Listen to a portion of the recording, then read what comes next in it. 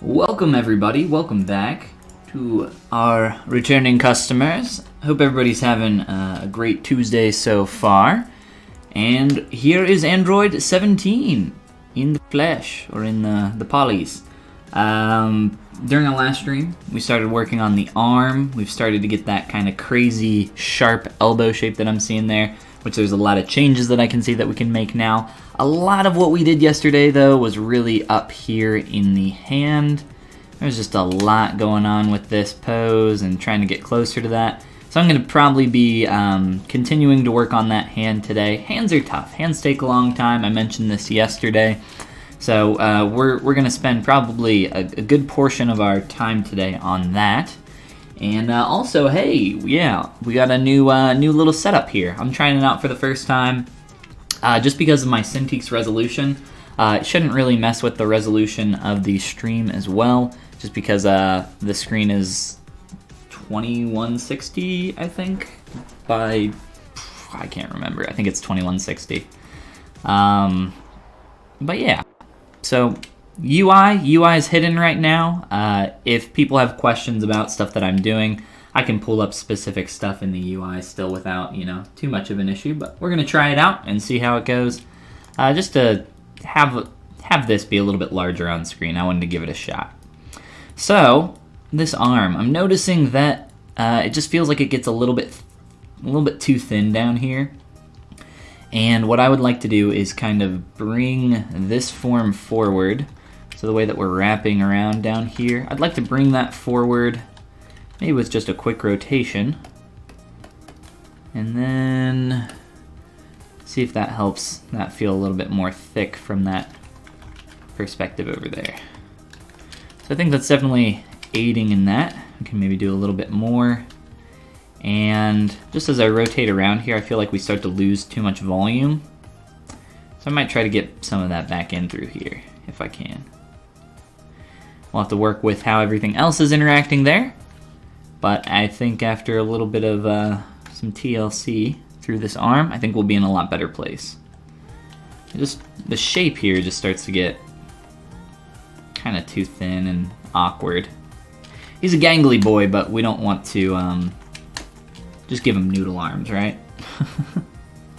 Alright, I just restarted ZBrush, so I'll have to reset up some of my stuff with a lazy mouse and everything else. Let me see here real quick.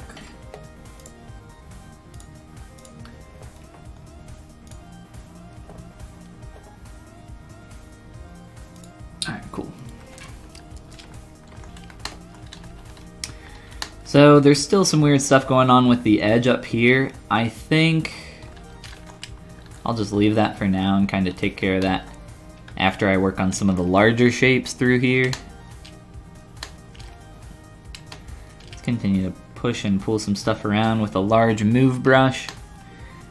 This should definitely be kind of a lot tighter on this inner edge of the body. That's what I'm seeing there. It's tight against the wrist and then kind of follows that line back, kind of pointing towards the body. So we got some of that going on here.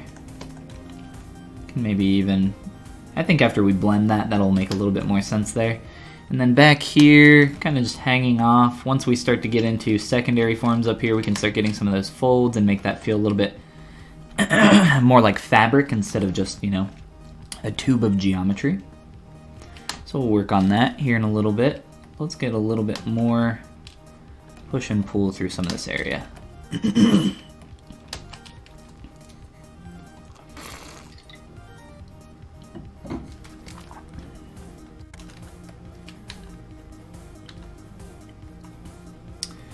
And typically when I'm doing a really strong bend in an arm, I like to split it at the elbow. It's because I find that working on essentially this crease, the pit of your elbow, it's really, really tough when that geometry is merged together.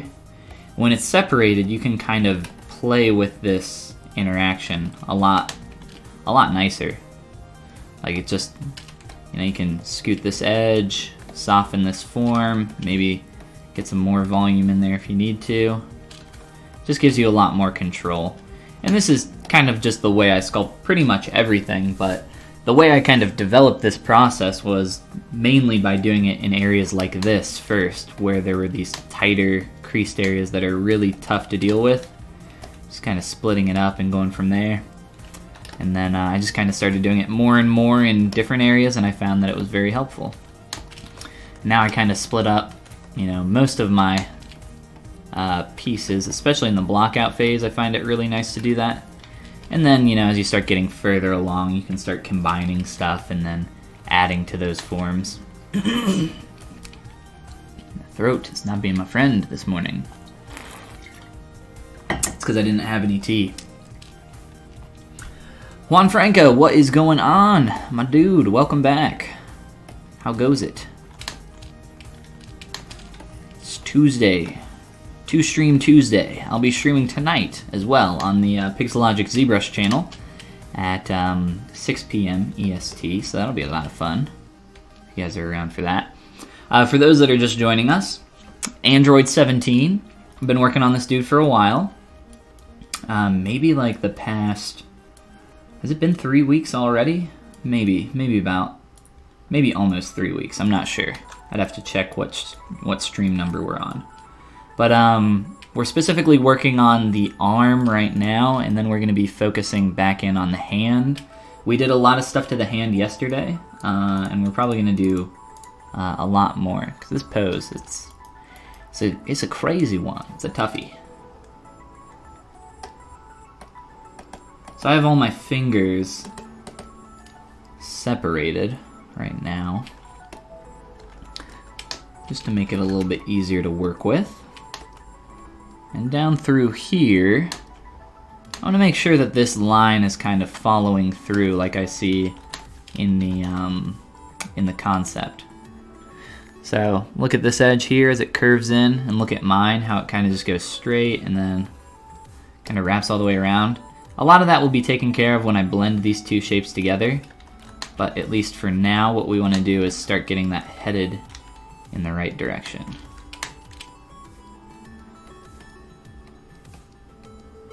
So just checking that silhouette from as many angles as I can,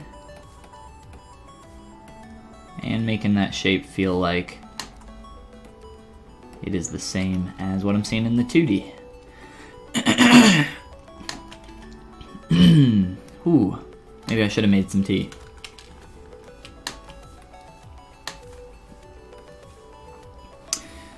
And then let's just make sure we're, you know, filling in some of this volume down here,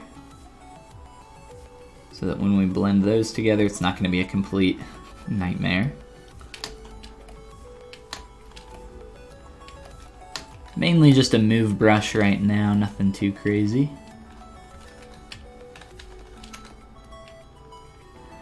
And let's just like sweep through here, maybe rotate up a little bit.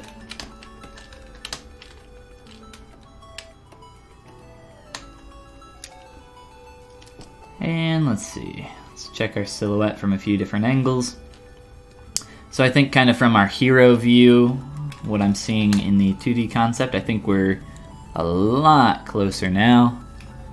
I would maybe kind of pull in a little bit over here on this edge, right below there, so we get a little bit more of that kind of pull in and then wrap around that we see in the silhouette. I think this will be more apparent once I get into the secondary forms for the folds, but at least for now, you know, it's not going to hurt to start leaning in that direction. And then up here, this edge, you know, kind of messy, kind of all over the place. Give us a really tiny brush to start pushing and pulling some points around. Clean this up, make it look really nice. So we have some nice edge control. Don't want this thing just kind of spinning and twirling every which way. I don't want it to, you know, really catch the eye and stand out. And that could definitely happen depending on how the light is hitting that. And if we're, you know, spinning that edge every single which way, whether on purpose or accident, that's definitely going to happen. So let's just control this a little bit more.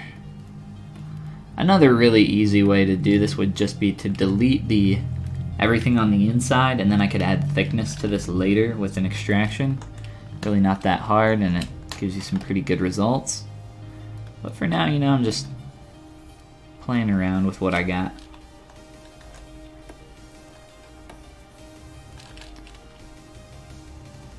And yeah, I think that's pretty good. So from here, we can probably merge these two together, but before doing that, I just want to make sure that, you know, everything else here is kind of making sense for the position and pose of the arm and the sleeve and everything else. So let's turn on transparency. It's kind of flowing up in the right direction. If anything, maybe we could just work on exactly where that is. And I don't have a full arm in here, right? It's just a quick tube. None of that's seen past the sleeve. So really all that matters is this area right here. Nothing else is seen, so no reason to sculpt that. And I did the same thing over on the other arm as well, but that's just one tube, one tubule that goes on up there. Alright, so let's look at our shirt. We'll just kind of turn off the paint so we can see a little bit easier, since it's so dark. And with this, so based on the pose, you know, he's turned this way, he's twisted away from the camera, so this is farther away from the camera, so there's some perspective distortion happening here. It does still look like it's, you know, dropped a little bit. He's got kind of this Contrapposto, as I like to say, going on here for the hips and then the shoulders, right? So, let's see. I wasn't planning on, I'm gonna wait to do any, like, I don't want to come through here and, you know, just start tweaking his shoulder, you know, bam, like that. I don't want to, like, break him too much right now.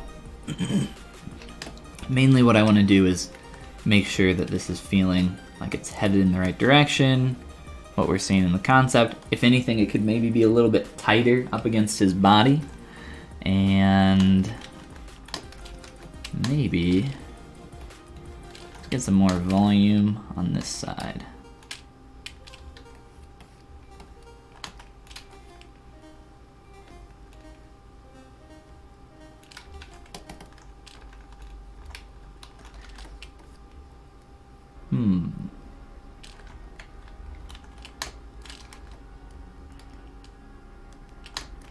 And I think we were just getting a little bit too round there. And then for the actual sleeve, coming down this way, let's just kind of trim this edge back a little bit. Trim that surface back, I should say. And it's actually okay if this is a little bit dirty, just because I want some of those like secondary random kind of folds in the cloth. So if we're getting a few of those, that's cool. You can see over here where some of these lines are exaggerated a little bit more, and then we've kind of taken them back with some smooth and everything else. I'll probably need to do some work to get some of that back in here because we've lost a little bit of it with posing and everything else. That shouldn't be super hard to do. Another thing we can do is come through here, set up a mask, press Ctrl W to polygroup that, and then we can just hide the sleeve, and I can come through here and where this is getting a little bit too rounded, I can just push that back in a little bit. Just using a move brush here. A little push and pull. Mask off our sleeve. See how that's feeling.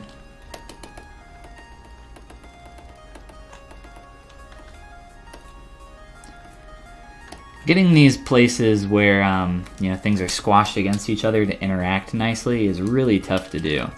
So just kind of taking your time in those to make them feel a little bit more at home is never a bad idea.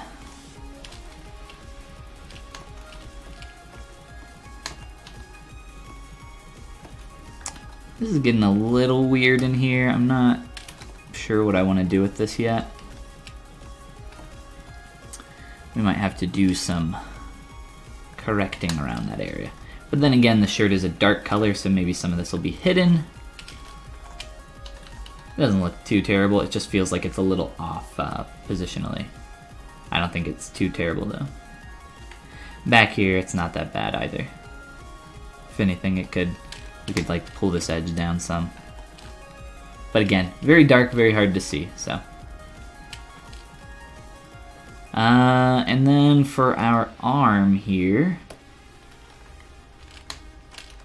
I was thinking maybe a little bit more thickening down here, a little bit more going on there.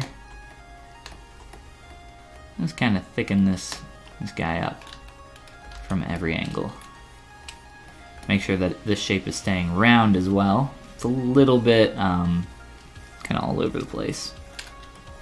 Just shape it up a little bit more. Kind of fill in some of this stuff. And let's just look at our arm by itself and see how it's shaping up.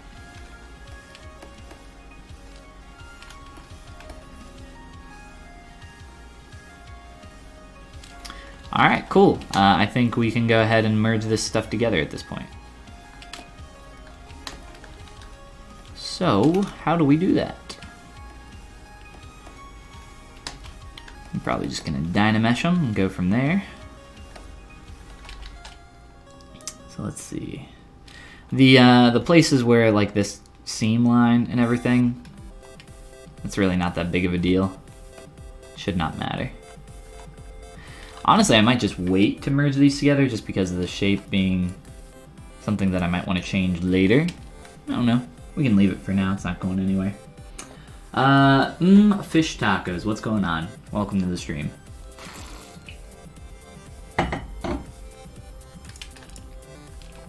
Alright.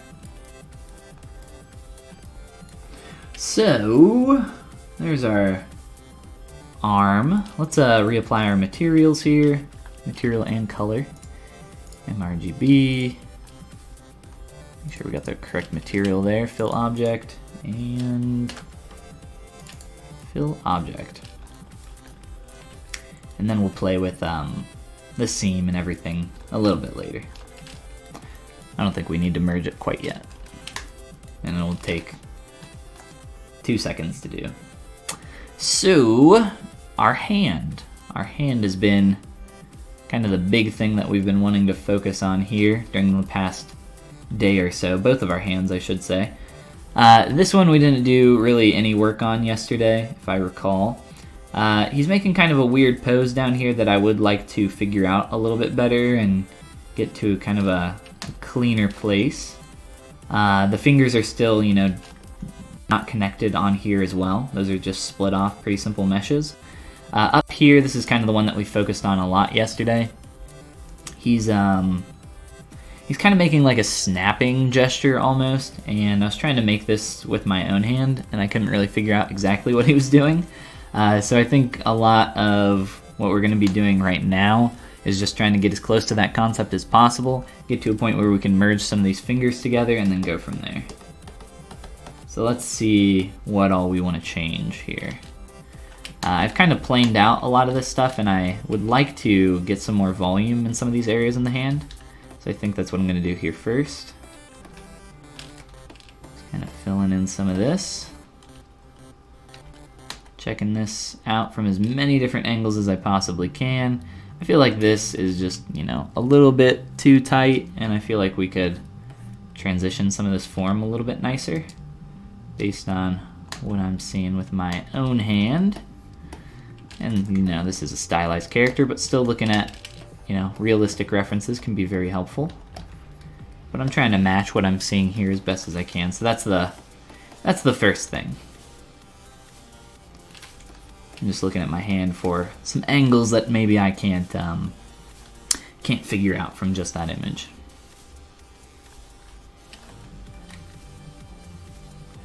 And I think I want to mess with the angle of our index finger.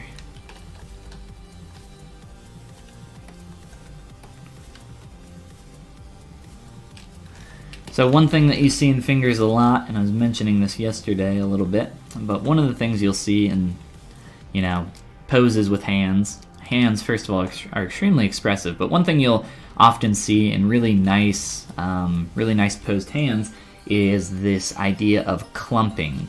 So instead of having, you know, this crazy pose with like, you know, your fingers going every which way and anything like that, you'll see something like this where like the fingers are clumped in, you know, in this instance it's, you know, the middle and index, and then the ring and pinky are essentially just two simple shapes here that are happening. So that's really nice. That makes this a little bit easier to do, just because we don't have quite as much work. The pose is still pretty tough. Hands are extremely expressive, and they're almost a character unto themselves. A lot of work that goes into hands. Let's merge some of these fingers together, so we have all that. I'll just do an auto group on both of those. And I will need to eventually merge these into the hand, but let's hold off a little bit. I'm just looking at applying some volume here.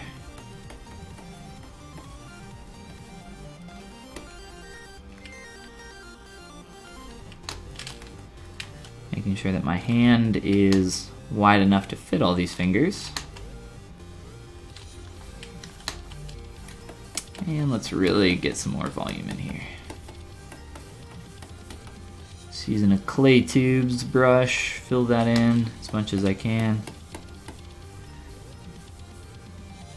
It's starting to feel a little bit closer, probably a little bit too much, but let's kind of blend that out now.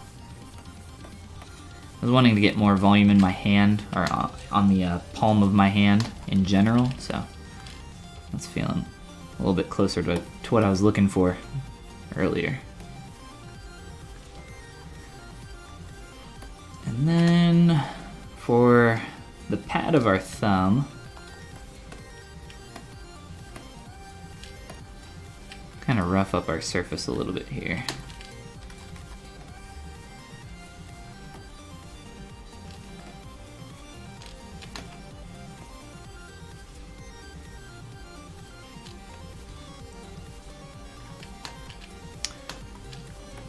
And I think we just have a little bit too much volume between this area here. Feels a little bit too meaty. I'm gonna try a little bit of some like pinch or something like that to try to push that surface in, or just kind of carve into it a little bit. So I know things are getting a little messy here, a little bit rough, but I find it, you know, not too difficult to clean this stuff up after I've done this. Just come through with some of these brushes, like Pinch is what I'm using right now, the Pinch brush with a lazy mouse. Nice and easy. Kind of harden up some of these edges, but then step down to a lower resolution and run a very gentle smooth on them. And then some of this form is a little bit just kind of uncontrolled, so a little bit of smooth, a little bit of trim dynamic. We'll be heading in a good direction. All right. Another thing I wanted to do, let's see. The back of the hand feels like it's really fat in a lot of areas. It's got some fat hands back there. So I would like to kind of trim that back just a little bit and thin it out. Let's see. So I'm just doing some quick masks here, and then we will try that out. So I was thinking just maybe push it up with some move brush really quick at first. it feels a little bit too rounded. If I'm looking at the shape in the silhouette, it's pretty much just like a straight line up. So if I can get that, I think I'd be a lot happier. It might be more so on that pinky side of the hand there. And just using my move brush, pushing up on this soft mask that I created. I don't know what I would do without the move brush. I use that more than anything else. But when doing that, I'm noticing that, you know, we are starting to get a lot flatter there. That's feeling better.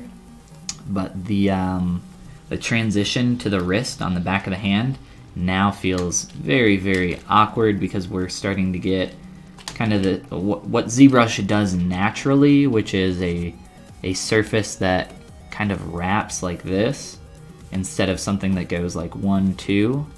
Getting hard and sharp edge transitions is really tough in ZBrush, or at least it's not, you know, like natural to what the software wants to do.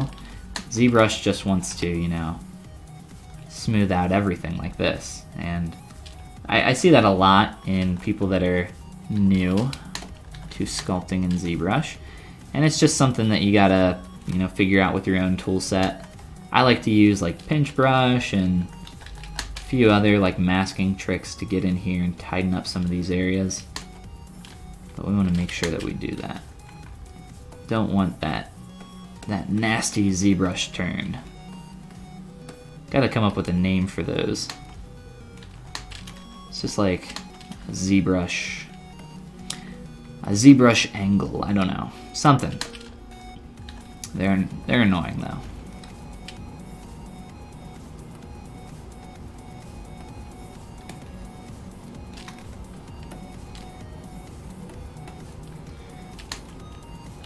Alright. Maybe a little bit too much push in some of this area. That's okay. It's easy to pull that back out. Another way that I can really get through here in the wrist and like clean some of that up is to create a polygroup separation in there. I've been just masking it by hand, which is just as effective in my opinion, but if I remesh it, we might get something a little bit easier to work with. So I might try doing that here in a little bit. I think we're pretty close to getting where we wanted, though. Definitely feeling a lot better.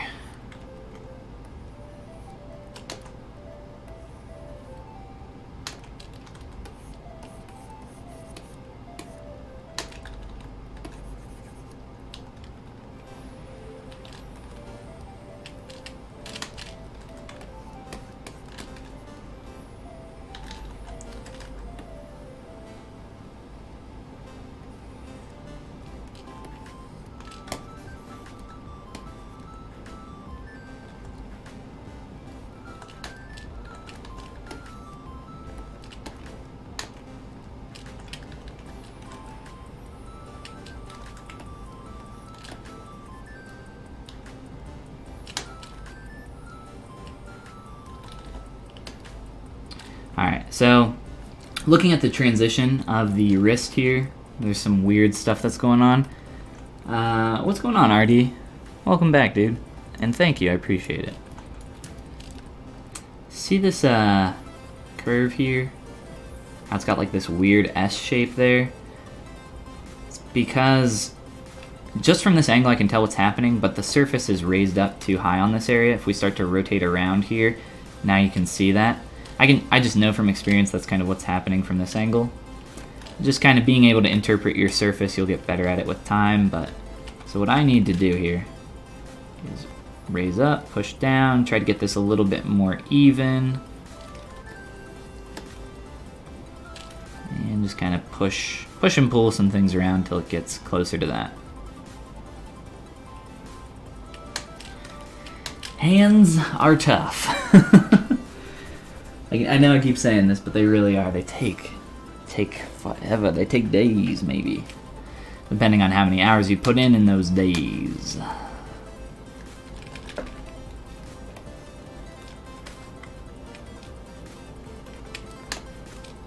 Alright, so again, the pinch brush here. All the way through.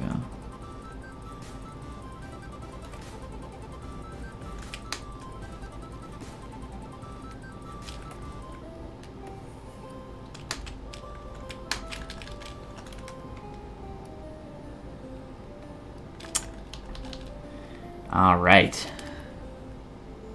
How are we feeling about that? I definitely think it's feeling better. Whoops.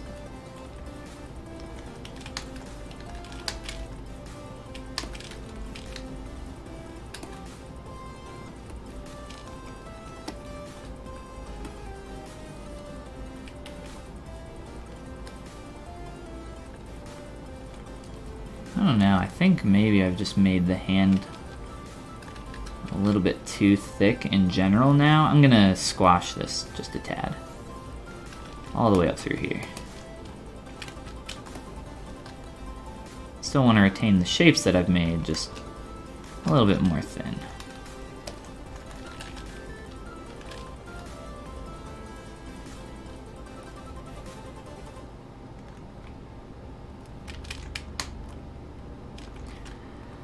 And to get this shape here, I'll probably do some kind of like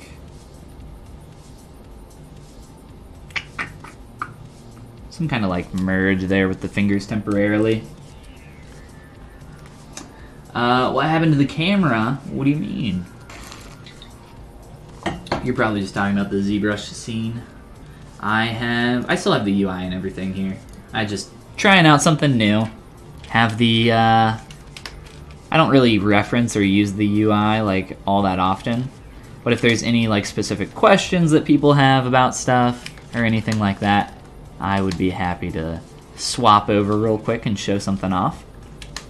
For the most part though, you know, I don't really use it very often, so I figured let's put the focus more on the work instead of making it 25% smaller and always have the UI on screen, which doesn't get used too often. I have just a bunch of hotkeys and, you know, quick menus and stuff that I pull up. It's not that big of a deal. Hopefully it's not. Like I said, trying something new. If people don't like it, no big deal. We can switch back.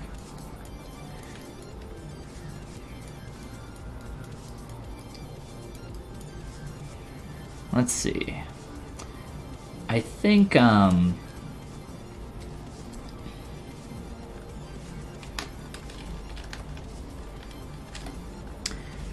just some things that I want to change here a little bit. Get that pad of the thumb a little bit closer to the base of the wrist.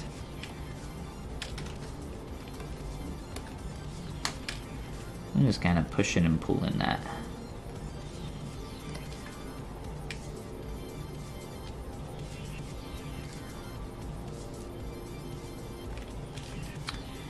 And then I kind of want to slide our thumb back a little bit. It feels, and maybe not even slide, like kind of rotate the way that's angled. Felt like it was way too far up on the hand. That feels a little bit closer to what I was wanting. And then here, I think the position of the fingers is close enough to where we would want to start merging some stuff together. So we can go ahead and do that next. And to do this, oh boy, this will be fun. You're so zoomed in today, that's right. Try to make it a little bit larger. Big old band face, that's right. And big old hand. Whoops. My chat, come back. I want you guys to be able to see my pores. Do I look good? Dalmark, thank you for the follow there. I appreciate it. Alright, let's dupe. I'm gonna duplicate these fingers. Let's see here.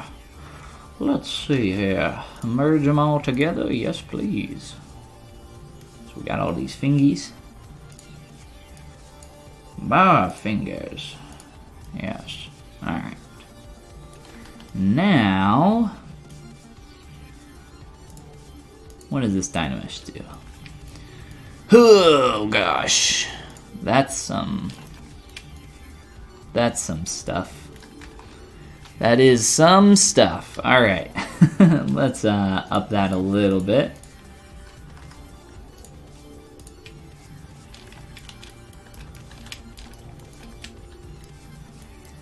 This is probably good enough for what I want to do next. So then from here, I am going to chop off. Chop, chop, chop our fingers. Chip chopu. And then we're gonna merge that into our hand. So this is gonna help me figure out the shape that we want to do here. Actually, before I merge those, let's cut off a little bit of that. A little bit of that unnecessary extra. Alright, so the idea here is to merge all this together, and then I can start working on the knuckles and how these fingers will actually transition into, or how the knuckles will transition into the fingers, and the kind of just this area as well on the base of the fingers, palm of the hand, the fleshy surface there. It won't, I don't know actually how much I want to do. So normally with your hand, if you guys look at the palm of your hand, when you bend your fingers, the joint, the joint for your finger isn't like right there where your finger crease is. The joint is actually back in your webbing a little bit. So if you guys look at your palm of your hand and bend your knuckles, you'll see how that whole fleshy part of your hand bends in there. So we might want to get a little bit of that in this since our fingers are pointed up. We might want to try that out. We'll see. See how it goes. If anything, the way I would do some of that is just start getting some of this secondary form in here. But I think for the stylization here, I think it'd be better off to leave that alone. Especially once I put the gloves in there and everything else. Plus it's not going to be seen too much. Let's just work on blending this area. This is going to be the most important part for this, since we have blended that all together. And I'm just going to try working on these knuckles a little bit.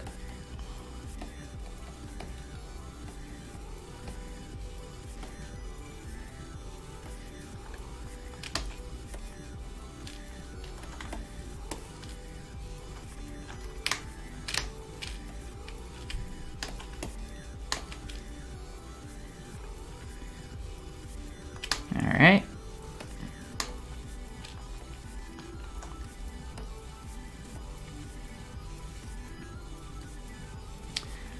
And let's just start transitioning some of this.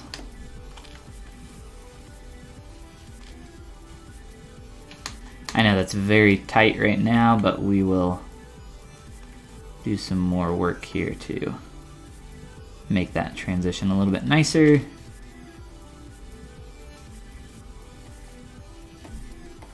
And just work on this shape overall.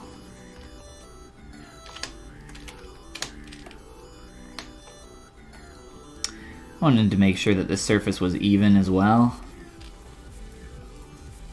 Another reason, there's a lot of reasons why we kind of merged our broken fingers here. Let's see. I think I want to get just like a little bit more form here for the knuckle buildup. And then the transition into the finger. His fingers are very flat. Like if we zoom in on these bad boys, these little sausages. Let's see.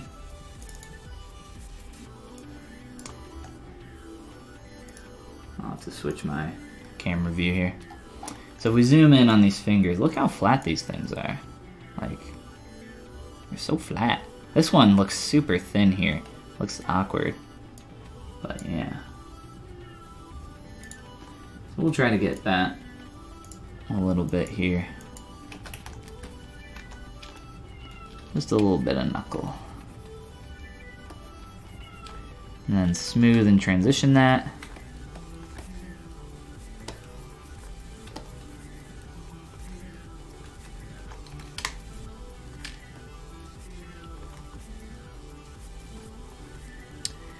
And these areas are going to be a little tough to deal with. I'm going to be chopping most of this back off though. Remember, we're only doing this to work on our transition for the knuckles. Let's just try to tighten up this area just a tad. And then what we're eventually going to do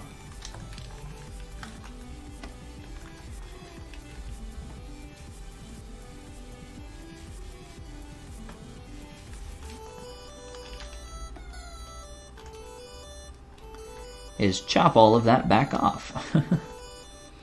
It seems a little counterproductive when you just see this part, but it helped us, you know, merge a lot of that together there. So before doing that, let's I'll just polygroup that and then work this area a little bit more. I'm gonna up the resolution on the Dynamesh just a tad.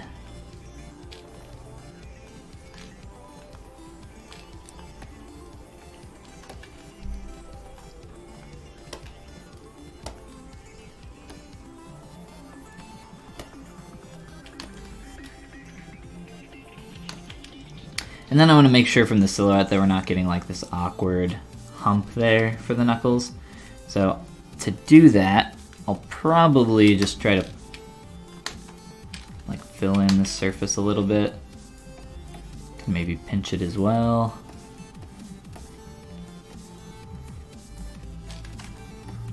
And then we will smooth and transition this out too.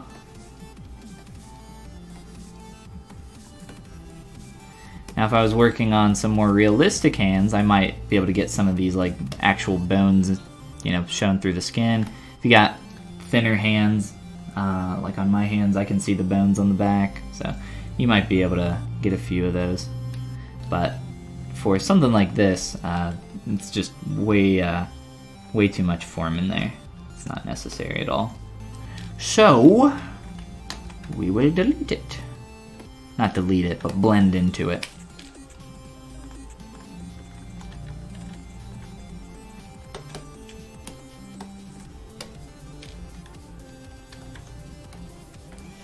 I'm gonna get a lower res version to work on really quick.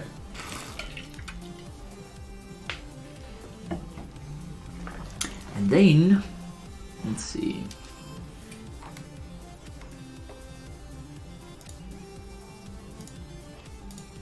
All right.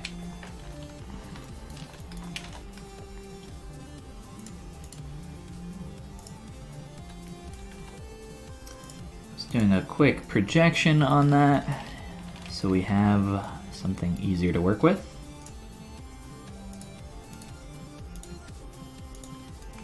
All right. And then we can blend out some of this here.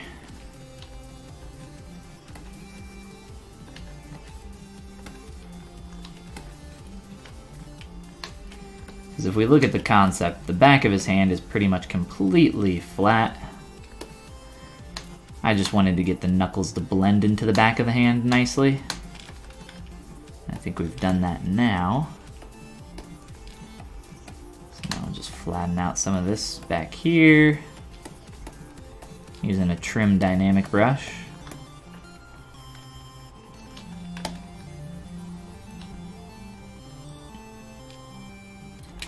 And there we go, we're starting to get there.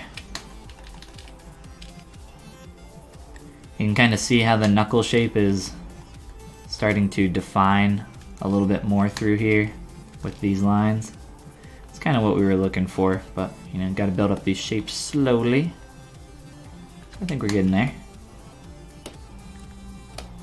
looking much better now. Let's make sure that these knuckles aren't too awkwardly shaped here.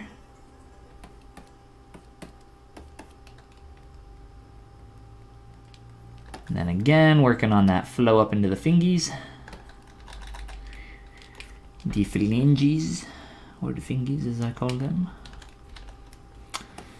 And there was, here, really quick, there was like one area here. This felt way too strong and weird. This area in general here, can't put my hand at this angle.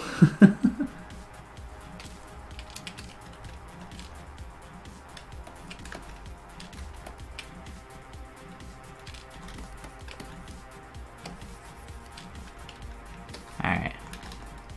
Now, let's look at chopping off all that hard work we did now. Just the excess that we don't really need.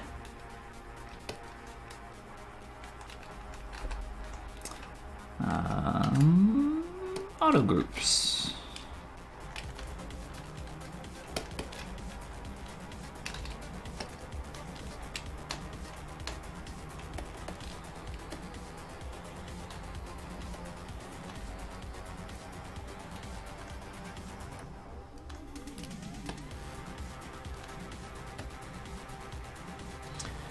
I'm going to delete a good chunk of this.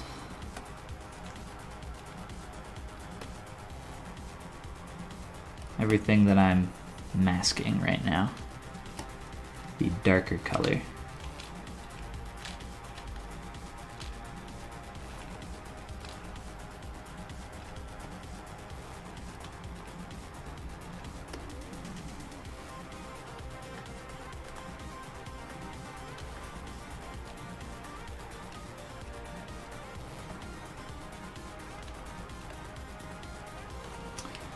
Then,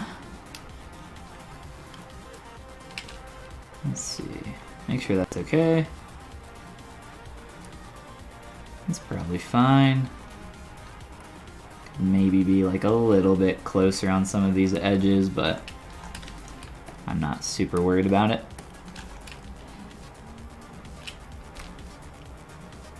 So let's see. Turn our fingers back on that we had from earlier. And then we can start working on that shape. The close holes operation is a little weird sometimes. I think Dynamesh is a little bit better at closing holes a lot of the time actually. So if you have the option to use Dynamesh over the close holes in the Modify Topology palette, I recommend Dynamesh. Alright, so let's work on this group of fingers first.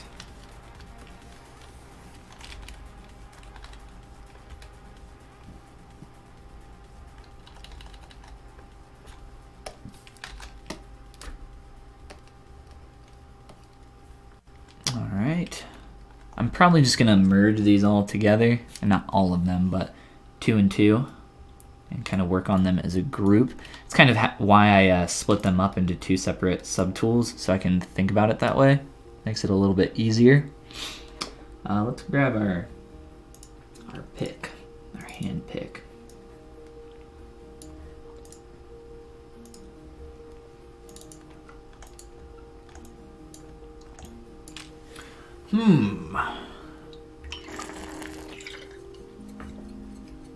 So, that index finger is kind of hidden, tucked behind that other finger, the middle finger a little bit.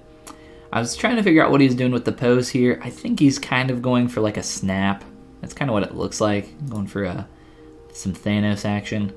So, I might group these together a little bit better than what I'm seeing here. It's just kind of an awkward, it's kind of an awkward pose with the hand, isn't it? The other one is just as awkward, because what's he doing down here? It's not a fist, because if he was making a fist, his fingers wouldn't be seen like that, and his thumb wouldn't be sticking out so awkwardly, right? So he's like doing this awkward, like, I don't even freaking know, some half fist weird thing. I have no idea. We're gonna try this though. Try this weird snapperoonie.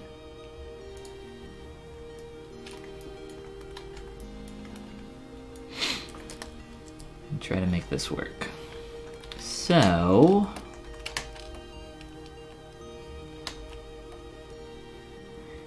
these fingers, I'm gonna try to group them up a little bit better. Just a tad. It's okay if they're touching. Honestly, it's a little bit better that they are touching because they're gonna merge together.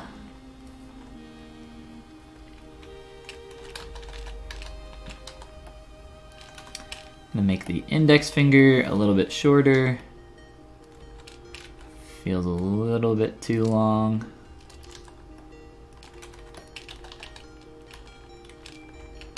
And the reason these fingers don't really have a second joint, I was talking about this yesterday as well. This is something that you see in fingers very often in stylized characters and just in, you know, illustrations and anything of hands. Typically, to simplify the hand, you'll see people get rid of one of the digits of a finger, and it really just makes the fingers look more appealing. It makes them, you know, more simple, more clean, have a really nice flow to them. And then when you combine all of that with grouping the fingers up, much like what we see here, you end up with a really nice hand pose. And I didn't really, you know, question this hand pose too much until I really started getting in and inspecting some of the stuff that was happening here. But now it's, you know, a little bit annoying to try to sculpt some of this stuff. But it still looks good. I still like it. Just got to get a little bit closer here, and then work on actually merging all this stuff together, which will be one of the last parts of this whole shebang, whole kit and caboodle.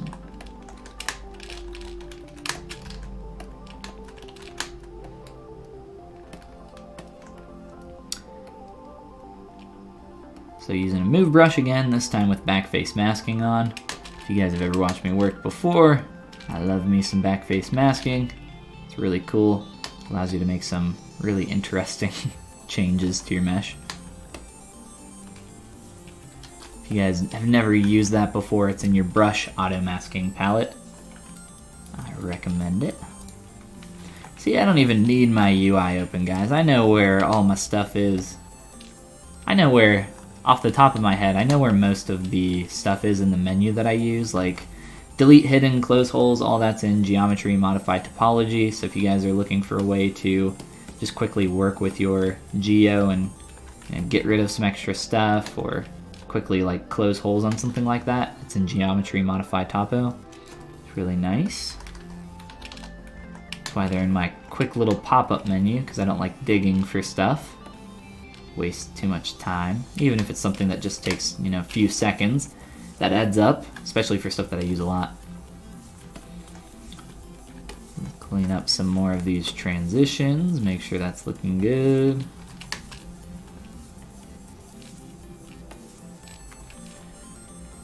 And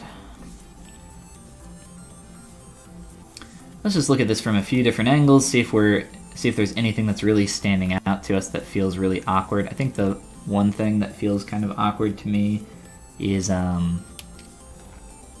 angle of the fingers here. So what I'm going to do is angle this pinky a little bit, and then angle the ring finger with that. And then I want to make the pinky just a little bit shorter.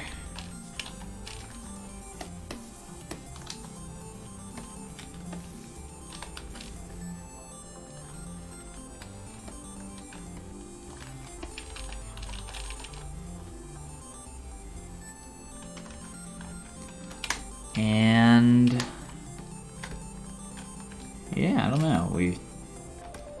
Anything from here is kind of just bonus and cleanup, really. We've gotten a lot of the main shapes in place.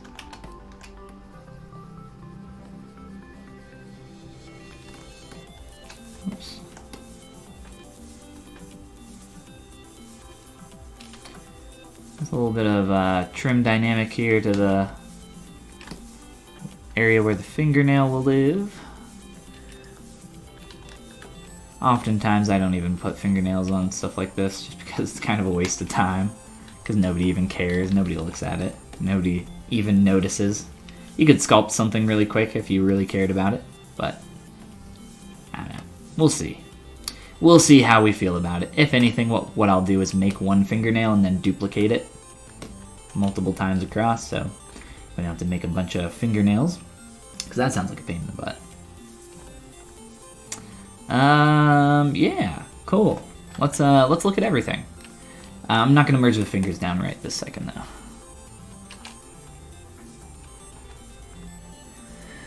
I think that hand could be larger.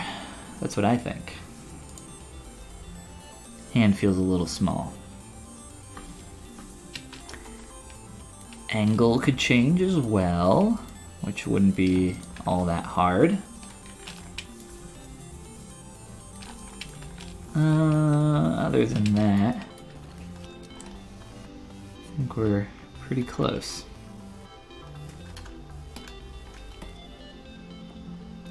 Until I look at it again in 15 minutes to see everything that's wrong.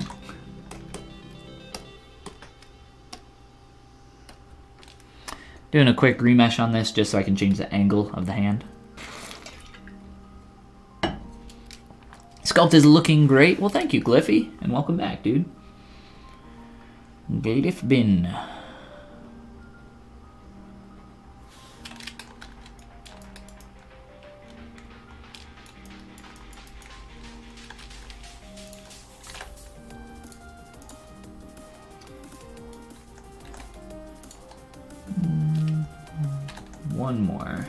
One more quick projection.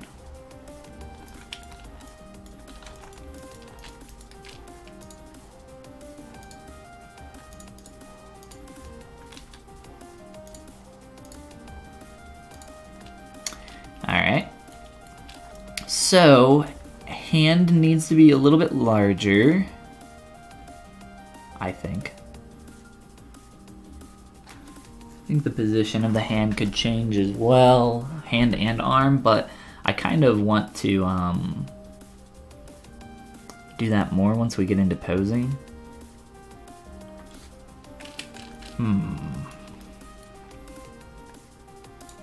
Let's head into Transpose Master, T-Pose Mesh.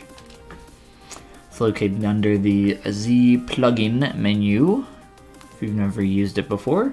Takes all of your subtools that you're working with, concatenates them all into one tool, one kind of 3D object, and then you can manipulate all that stuff, and then come back to it, come back to all your individual subtools with a single button press, and it'll make all those changes that you made.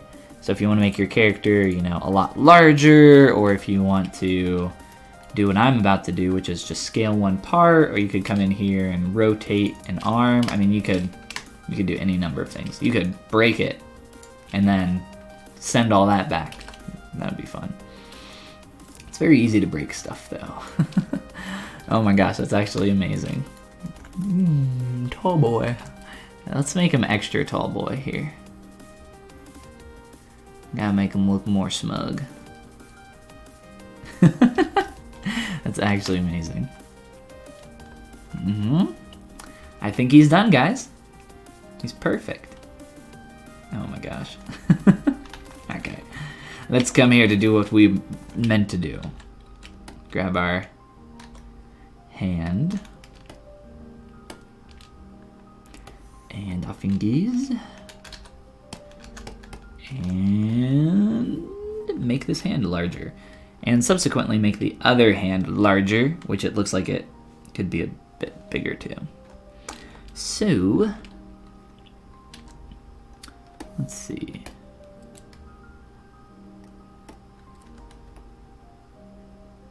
Let's kind of do a little bit of a scale up. I think my index finger and middle finger are too long in general. So I think those could be shortened quite a bit, which I can do now.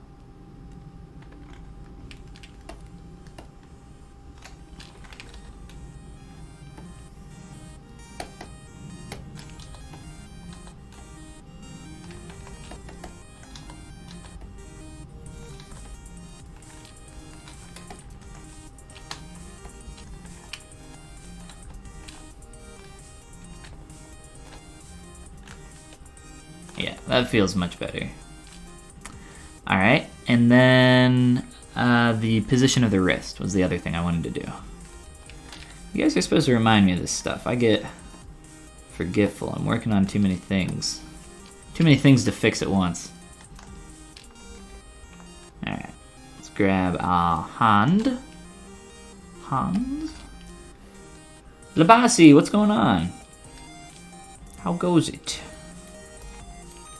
What are you working on today? Bravo. Well, thanks. Gliffy, you survived the finals? Oh no. Were they rough? Finals were never fun. Oh my gosh. Okay, so I loved school. I loved college. And if I could, like if I had the money, I would just take classes like all the time, random classes that, I don't know, I just liked lectures and I liked the college environment. I just liked school. But finals always sucked. Finals were never fun. I was always the somewhat of a goody two-shoes student to the point where, you know, if I got an assignment, I wouldn't do it because of goody two-shoe reasons, mainly because I just didn't want to think about it. I would try to do the homework assignment as quickly as possible just so I didn't have to, you know, worry about it last minute.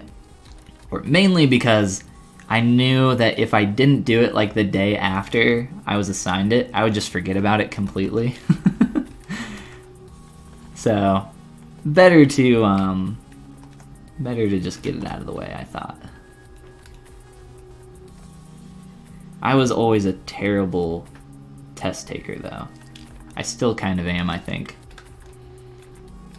I don't know. I always like second guess whatever answer I'm putting, or not second guess, but I have to like almost OCD like double, triple check everything to make sure everything's right. So it's like a few pages of a test and I finish the first page and then I have to like go back through and make sure that I answered everything the way I wanted to. Oh my gosh. Yeah. I just can't. I think too long about questions. I don't like timed stuff. That's kind of the reason I was a bad test taker. It took too long. Analysis paralysis.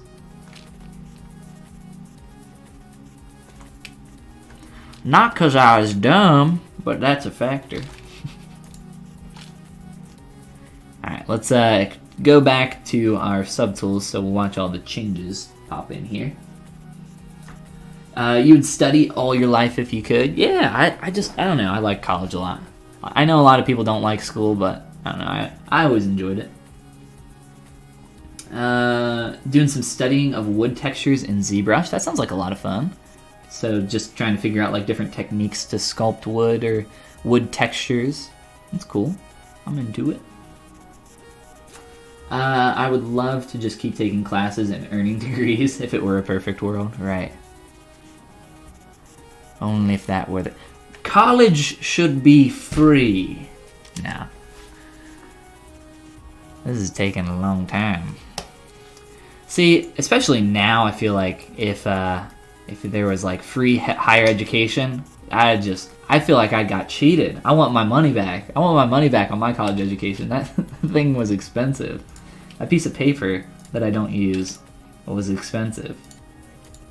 No, it's not about the piece of paper though. It's definitely not. It's about everything that you get along the way. Need this color. Fill object. I think some of my other materials are messed up. So here's this really cool thing that you guys can do. If you have one material that you're using for a bunch of stuff, I'm using the same material on everything except for my eyes, which are toy plastic, I think. Can move that reflection around. So a cool thing that you can do if your materials are messed up on a few things, or if you just want to quickly apply materials, is you can select the material that you're using, which for me happens to be the ZBrush paint right now, and then you can go to the Z plugin, Subtool Master. Where are you? There you are. Click on that or click on Fill. Doesn't matter which one, but I'm going to click on Fill and Material. And for everything that I have visible, it will go through all my subtools and fill in that material. So I noticed that some of the materials in my hand and face were kind of like getting screwy, like little patchy areas. So this will quickly fix all of that. The only thing I didn't want that applied on was my eyes, so I'll just undo that. I prefer the toy plastic. But as you're kind of going, you'll notice you'll get like little patchy areas. And that's because some of your brushes, like your smooth brush and your move brush, have RGB on by default. And you can change that by saving out a new version of those brushes. But I should do that. I should really do that because I get tired of turning that on and off. I'm going to make a note of that really quick. But because of that RGB setting, when you're working on lower subdivision levels, ZBrush will essentially erase the material selection that you had on there, even though you're using RGB only. It's really weird. I don't know why it does it. I don't know like what's happening under the hood. I just know that it does it, and it is annoying. I'm gonna make a note really quick here. Oh, and I have something to show you guys. Really quick here. Let me make a note first so I don't forget. Smooth, and move. Smob and mob. Okay. Are you going to do both Androids or just this one? I am going to do Android 18 as well, but I'm doing it for something else. I will not be streaming it. Here we go, really quick. Giant face. Wow. Okay, so I'm pretty sure that my sister is not here on the stream. I hope not, at least. But yes, look what we got in the mail today. Shush, don't tell. It's our little doggo that we sculpted, and we have it 3D printed now.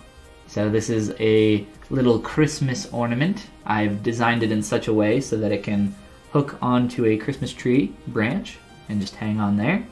And I was thinking about maybe buying some like ribbon to hang this from to make it a little bit better. But I told you guys that I'd be showing you the 3D print, so there she blows. He's really cute. It was a lot of fun to work on this, but yes. All right.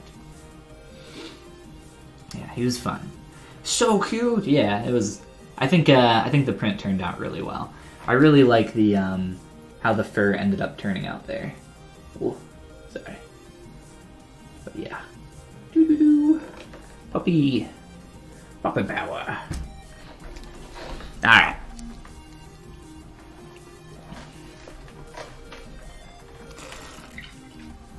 Well, thanks, Gliffy. Yeah, I think it turned out really well too.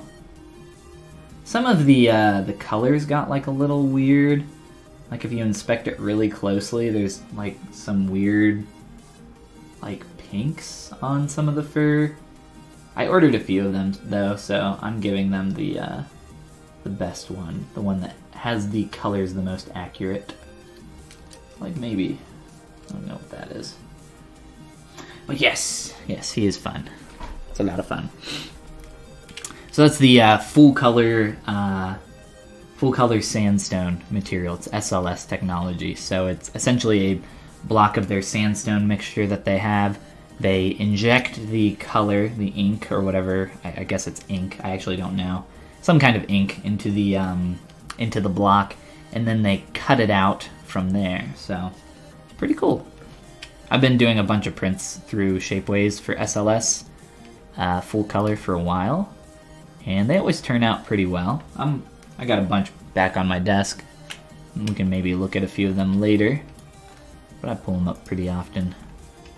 Actually, if you guys want to see them, there's a link somewhere down below to some more of them. I think I have it labeled just as 3D prints or something like that.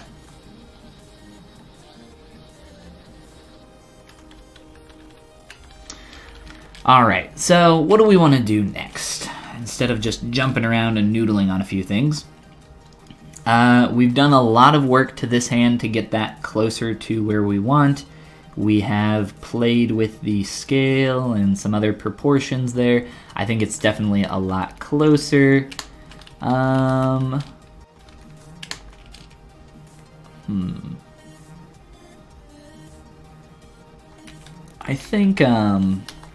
think we should maybe work on the other hand, but we can work on something else if you guys would prefer that. It doesn't really matter to me, actually. I does not care. I just think the other hand, since we're already in a hand zone, might as well do some more stuff with hands. That, or we can just start like breaking sim and posing this guy up.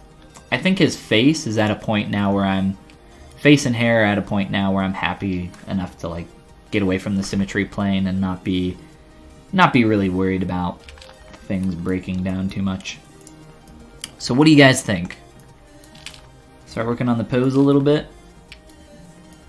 Something that we could do. Let's see. I think I need to make these pants a little bit more workable. I think this butt is a little too flat as well. Now that I'm looking at this. Flat booty. We could maybe get some more junk in 17's trunk. Maybe not. Maybe it's not too bad. I think it more so feels that way because of the angle here. If this angle was going this way, I think it would be a lot different. I think I might pull that out just a little bit. But to do that, because this is high resolution right now, it's just dynameshed, I can't really like pull this out effectively. See how that's like so gross and weird? We don't want that. So I need to remesh these pieces of geometry first, and then we can move our legs around and our butt. Every time I sculpt a new character, I'm like, like the deer that I did. I never thought I would sculpt a deer's butt. I never thought, like, you know, 5 years ago that I'd be sculpting a bunch of butts. Alright, so we want to remesh some of this. Alright, let's try one leg at a time. I'm going to keep these legs, these pantaloons, separate.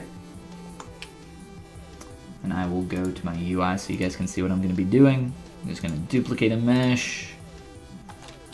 I will, I guess, very quickly set up a poly group through here, just so this is going to crease properly. That wasn't very good, was it? Try that again. Best gift ever. I thought it was a cool idea. She's been asking me for a very long time to sculpt her pups. So I was like, alright. Fine, I'll do it. Now, it was a lot of fun to work on. Alright, there we go. So now let's Z-remesh this. Try that at like 1K. See how that does. Posing is a good idea. That's kind of what I'm thinking of. I mean, the hand's not going anywhere. Nothing's going... I mean, everything's got to be done eventually. But let's switch it up a little bit. Butts are the best part of sculpting, though. You might be right. Butts are a pretty good part of sculpting. As long as the butt doesn't look...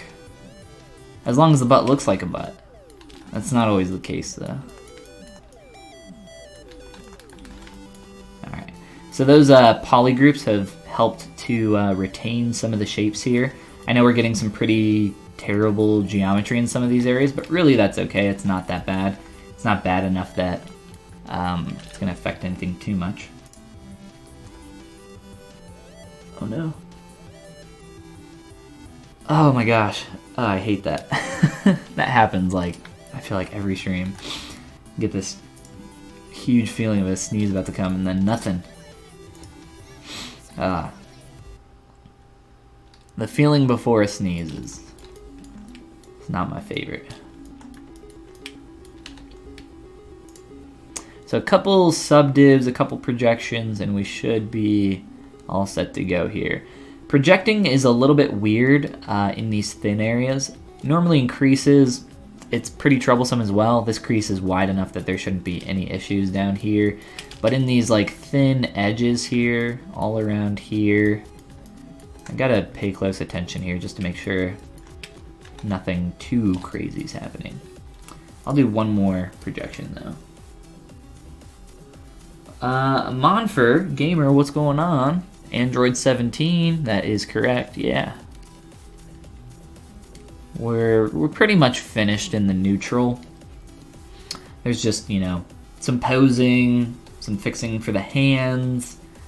There's definitely going to be some stuff with expression in the hair as well. But that's kind of the entire list. I know it sounds like a short list, but each one of those things takes quite a while.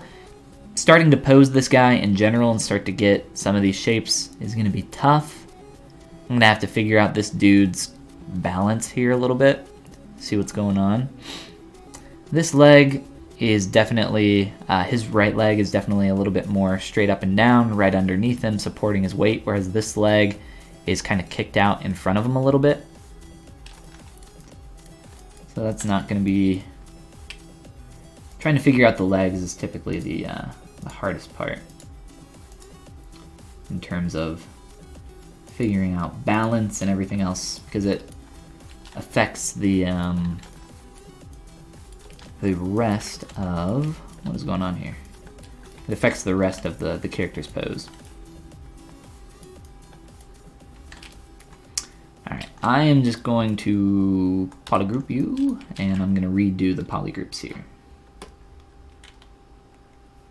So this leg now, this side of the pants, that's all remeshed. So that's going to be really easy for us to pose now. We can get in here and add rotations or, you know, push and pull things all around. Make them do a jig. Only if you could dance with just your knee. That'd be nice. His leg is a wet noodle, basically, yes. Even more so now, it's just like the wettest of noodles.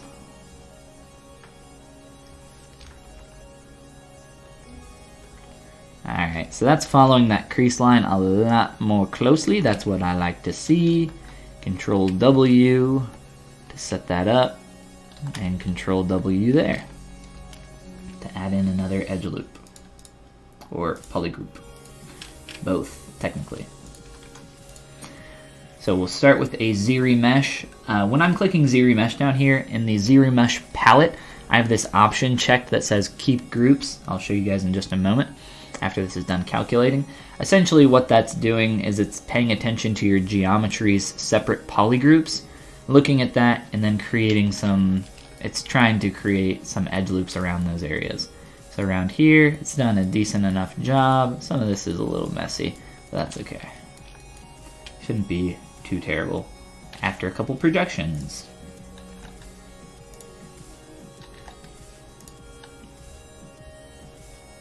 And then the setting that I was mentioning is down here under ZBrush, Keep Groups On.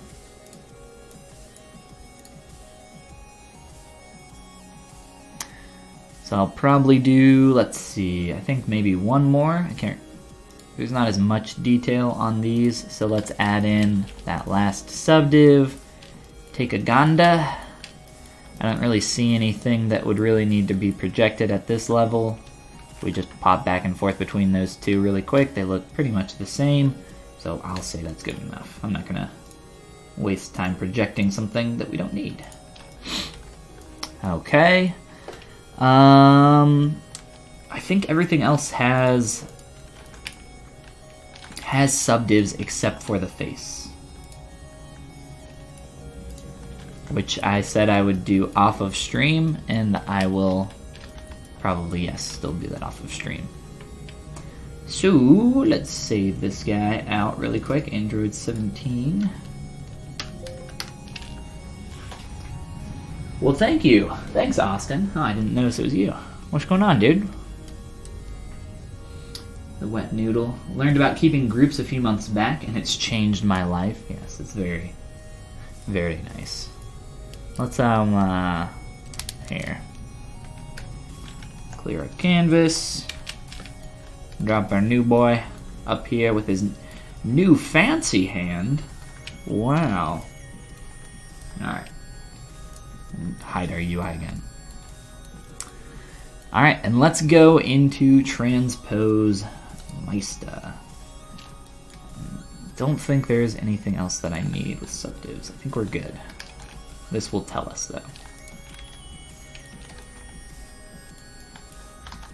All right, T-pose mesh. Let's start getting into some posing. This will be fun. Posing is when things really kind of start to come together. The legs are going to be, I think, a little tough because I'm not really sure how far I want to push this guy here, his noodle leg, that's sticking out really far. I think this leg is just, in the illustration, longer than the other leg. Could be some tricks with perspective going on there, but for the most part, it just feels like it's longer. So when you start posing a character, I highly recommend that you yawn first and then go get some coffee. But then what you should do is start with the main parts of the body. So kind of the up and down line of action of your character. I've mentioned line of action on streams before and talked about this concept extensively. But essentially, the line of action is an imaginary line that runs down your character's spine and helps kind of the character read in this big flow of action. So this guy's pose is not all that crazy. But the line of action kind of just runs up, I think through this leg and up all the way through here. So we got like this big C curve kind of running through this dude's body. And then we also have the concept of straights and curves, pretty much, straight curve over here, curve on one side, straight on the other. So we'll be thinking about all that as we kind of move forward. But whenever you start posing, depending on how crazy the pose is, like, let's see. 1 second. Looking for, there it is.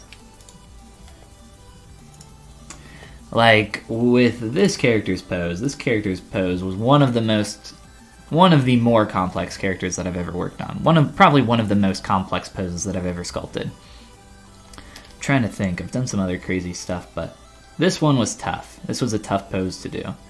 And the kind of line of action of this character, if we follow that imaginary line of the spine, if we're looking at this from the side view here, it's kind of like this scrunched C shape flowing here.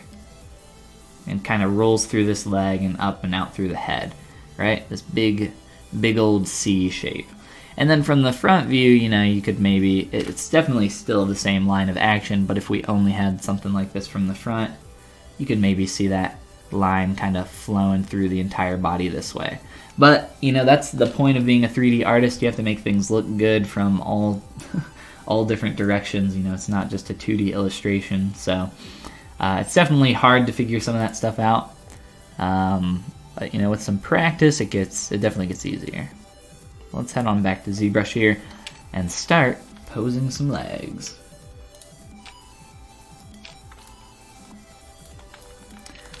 All right. Here we go. Let's start with, I really do think this leg, if anything, will maybe move this direction and move up under him a little bit more. I was thinking about maybe just trying some kind of like slide operation so that we can keep his leg flat, keep everything kind of in the same area. But if I grab my transpose line and it's very important for me that I keep the ground plane fairly flat here. I'm just gonna use move here, kind of just drag this over a little bit.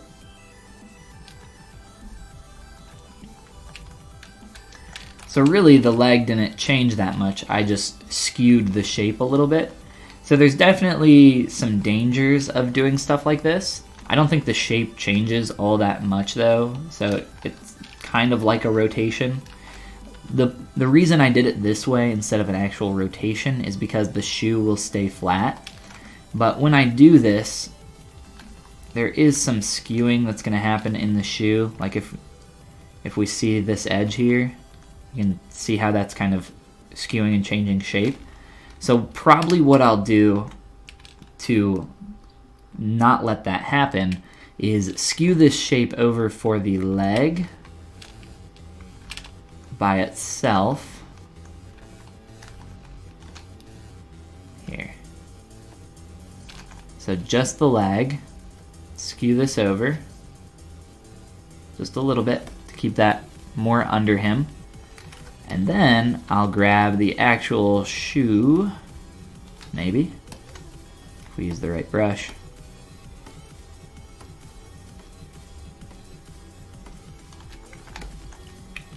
I'm going to make one of these a polygroup and another one another polygroup. That'll just make it easier. And then I'm just going to slide this over. So this will stop any issues from happening with skewing in the shoe, and then I can still, you know, get the leg to be a little bit more straight, a little bit more underneath him. And there's going to be some more changes that we do here, but you know, one step at a time, so it's definitely slow going here. I think I was going to say maybe move it back a little bit based on what I'm seeing here. I think it's more so the other leg kind of being pushed out a little bit more in front of him. Let's just go ahead and start playing around with some stuff here in the body. Let's start like breaking this guy up. Getting some more sexy curves in our android.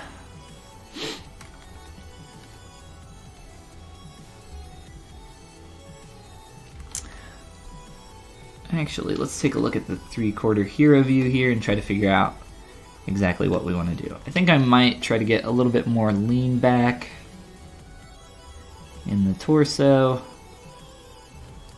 and freeze the ZBrush. Okay, what's going on? Let go. Yep, and that's perfect, just like that. Thank you. Thank you, ZBrush. You know me so well. You know everything I want to do. So the reason this is kind of being a little laggy here is because I'm guessing the resolution of the face. I mean, really, there's only 4.5 million polys in this entire thing, so that's not a lot. It should not be freaking out like that. I don't know what's going on. Alright. Let's see here. So I was thinking just like a little bit more lean back. Kind of feels like his, I don't know. I'm looking at this curve right now. Flying up through the body. All the way through there. And we're actually not all that far from it.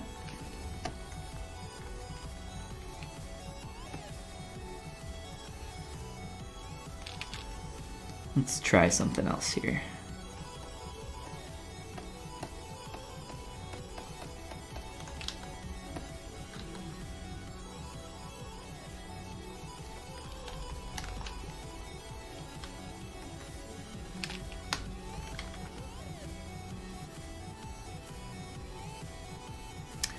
So I'm going to start breaking some stuff a little bit, and this is inevitable. If you've ever done any kind of posing before, you're going to break some stuff in your character before you can fix it.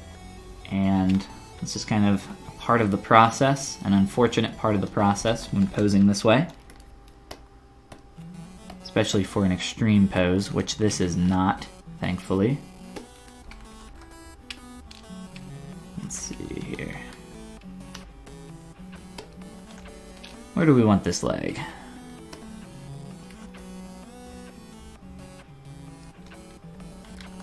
A little bit more out, a little bit more forward.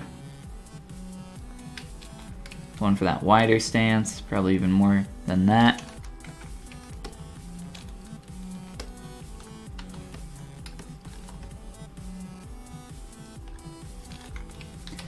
Posing is one of those stages where things really start to feel like they're coming alive. I love starting to get into posing. I love finishing posing even more though. Posing is tough, it takes a long time. But, you know, all of it kind of takes a long time. Let's see here. Do I have something running in the background like a Windows update? or your autosave. I do not have a Windows update running in the background. It might be this quick save operation. I'm not sure. But welcome, Kana. Perfect. Windows update. I'm not sure what you're talking about. Is it the quick save feature?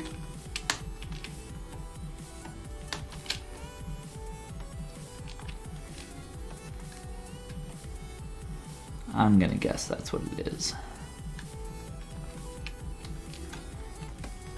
Alright, so I added a little bit of a twist there to our hips just to kind of start breaking things and getting them headed in the right direction. I'm gonna do the same thing up here for our shoulders. So let me grab my shirt, my scarf,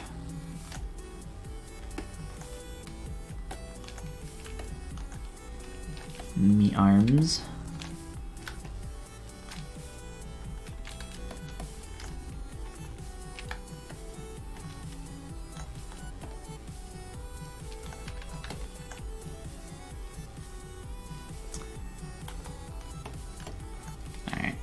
let's try.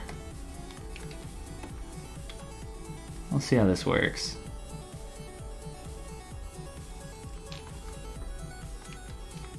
So just starting to get a little bit of rotation up here. A little bit's gonna go a long way, I'm thinking.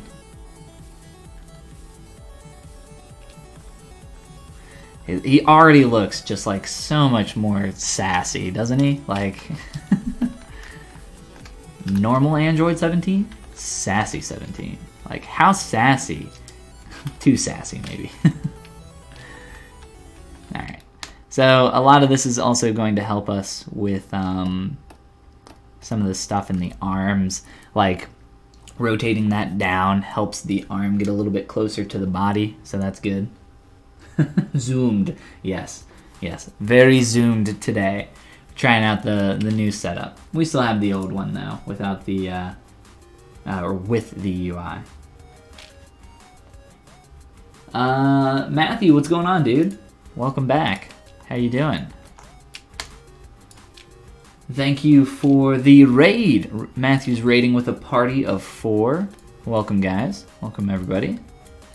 We're in the middle of posing Sassy 17 right now, who just got 10 times sassier with a little bit of some rotations.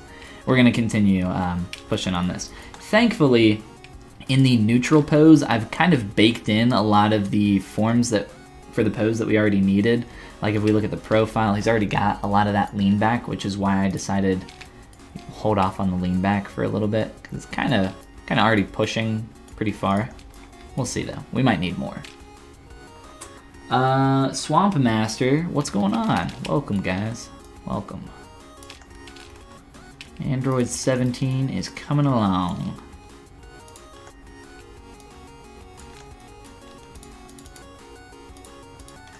Let's get up here and start adding some rotation to our arm.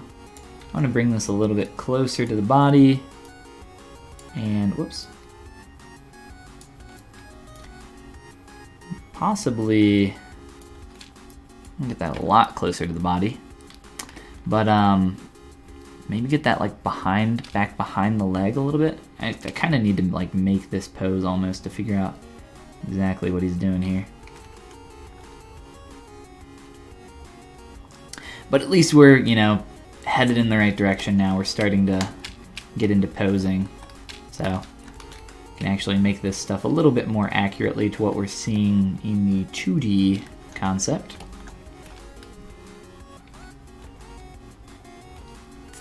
And that's quite a bit of angle there between those shoulders, but I don't think it looks bad. Kind of like it. Just pulling down that little extra body piece that we had sculpted earlier. Make sure none of that's, you know, sticking out there.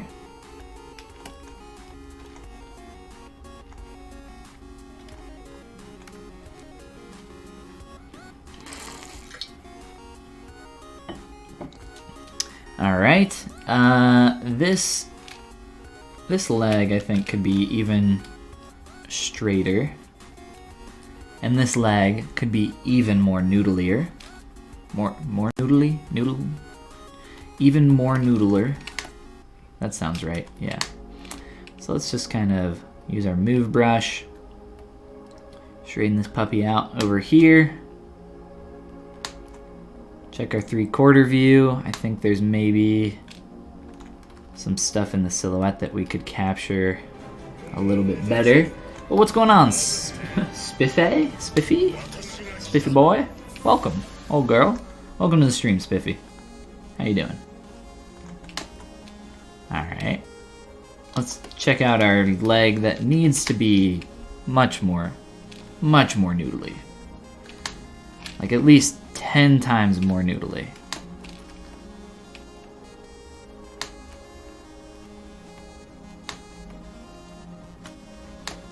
I will not be satisfied until we get 100% noodle going on.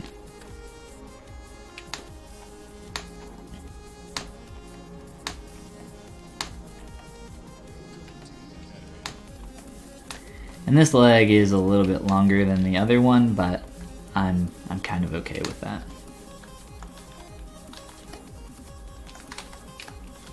So I don't really think that it looks bad necessarily.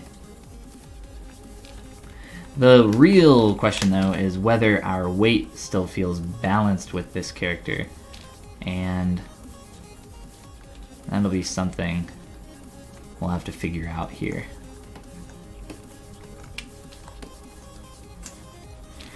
Let's move our shoe back into place. I'm going to be playing around with these shapes for the leg warmer sock combo thing we got going on down here, to get these feeling a lot closer to what we're seeing in the concept, and just, you know, obviously break up the symmetry that we have between the two, because right now they are the same shape. Just a little bit of breakup here.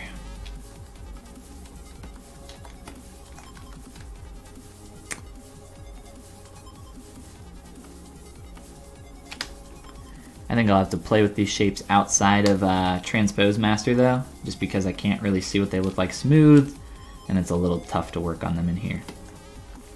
On the low poly.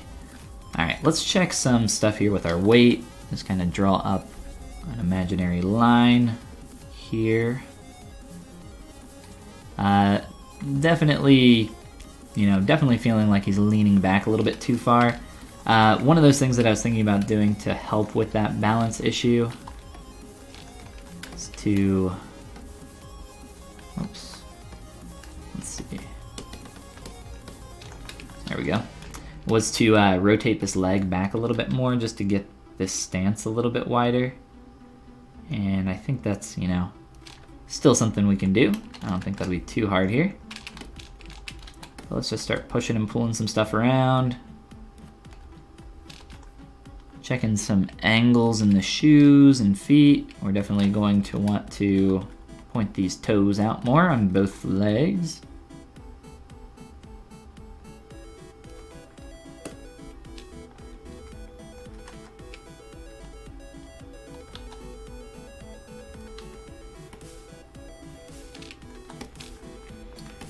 And we're in the low poly zone right now, but we'll hop out of here and just see how things are looking in just a moment. Whoops.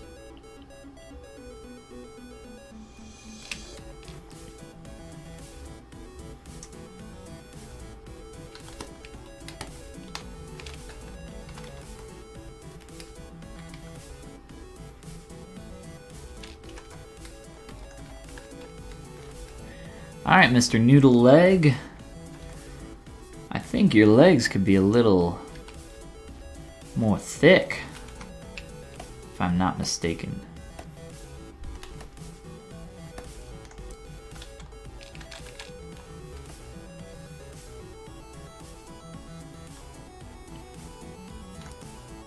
We need a sassy, thick Android 17.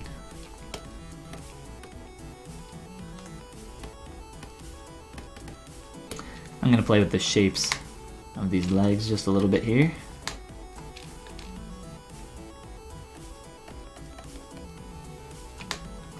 Using a large move brush with backface masking on.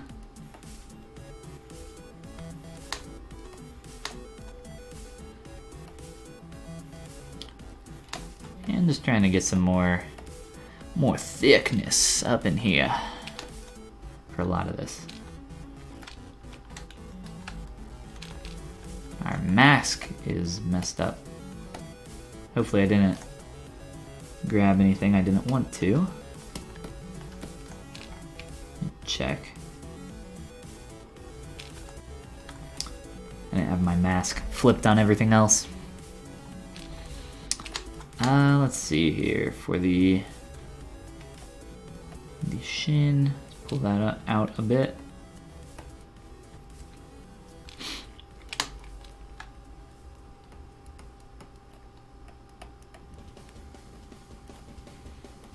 So just some kind of minor changes here, but all of it kind of adds up pretty quickly.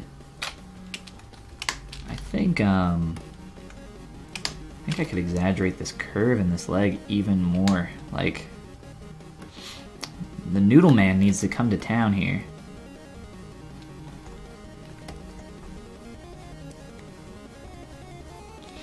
And maybe we've pushed that too far now. I feel like this gets straighter. No, let's check out our side view and back view really quick.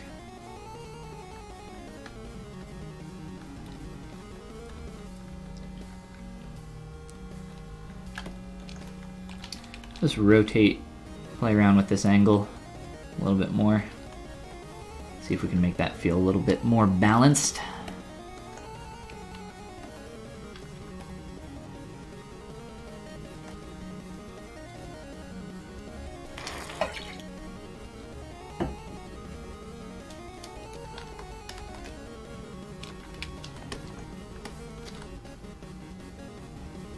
The balance of your character is like so important, especially in these early stages when you're starting to get into posing. Because if that feels off, then nothing else you do really matters. This is going to be the first thing that you notice.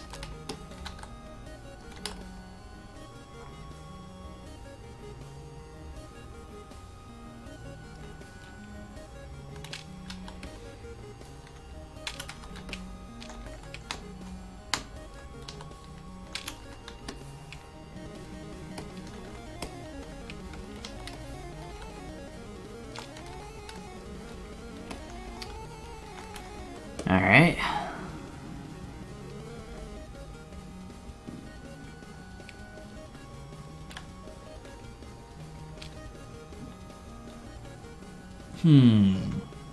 I think we want to attempt to get these legs. Look at this thing. Like, look where that is. Whoops. So through the middle of the leg, like here's the arm. That's hitting the inner ankle based on that angle, that view. I think we just need to like try pushing this noodle. Pushing this noodle really far. See how far we can push this before it just completely breaks down on us. So, grab our noodle again.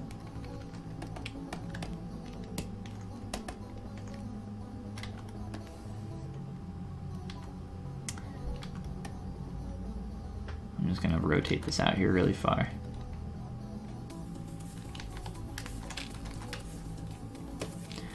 Give me noodle, or give me death.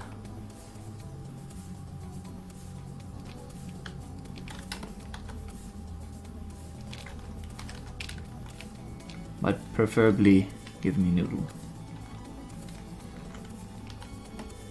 And let's take this leg and maybe make this a little bit more sturdy underneath him.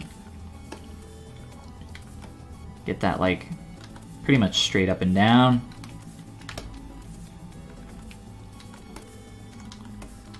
You'd be surprised by how a little movement like that can make it feel quite a bit more solid. Alright, let's check out this noodle. What we got? We got a lot. That's what we got.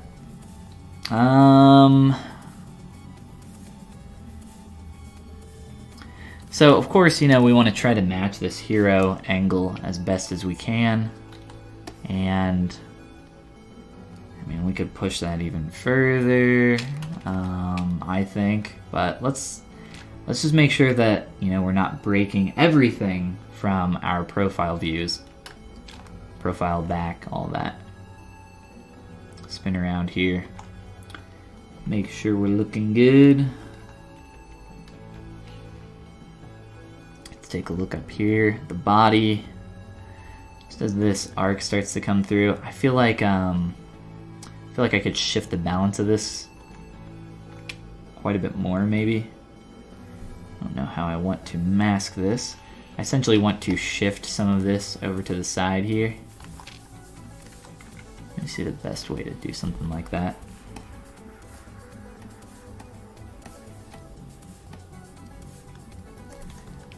I want to do this without moving the hands or the head, I think.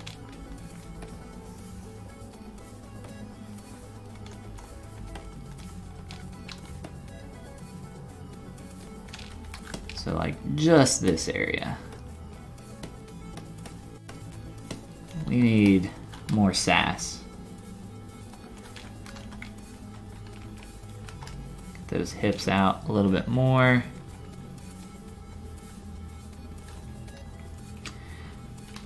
And I feel like this angle right now feels a little bit too steep from the side view. I'm not sure if that's what's really throwing me off here, but I might try to rein back in some of this stuff in the leg. And maybe even straighten this leg a bit more.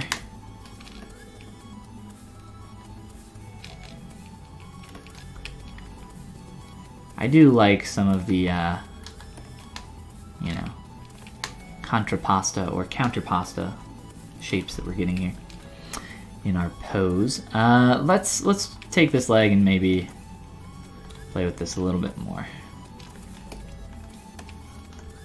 This is gonna be the tough part of this pose, I think. So let's just, you know, see what this looks like. Moved it back a little bit more in line with him. Spiff, you just took the words right out of my mouth. Yes, his pose is contrapposto. Yes, I would agree.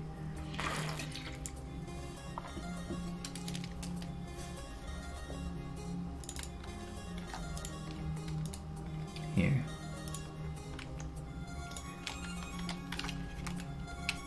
posto. It is posto. So the idea of contrapposto is essentially this, right? You have your weight distributed in such a way to add a little bit more visual interest to a standing pose. One of the most popular and well-known references for this is the statue of David. So it's got, you know, the shoulders leaning one direction, the hips leaning the other, and you'll see it just, you know, makes your pose look a little bit more dynamic. And that's kind of what we're doing here. You know, we got the shoulders going one way here, we got the hips going the other, and we'll try to maybe make the head and some other stuff kind of flow with that a little bit better as we get further along on our counterpasta.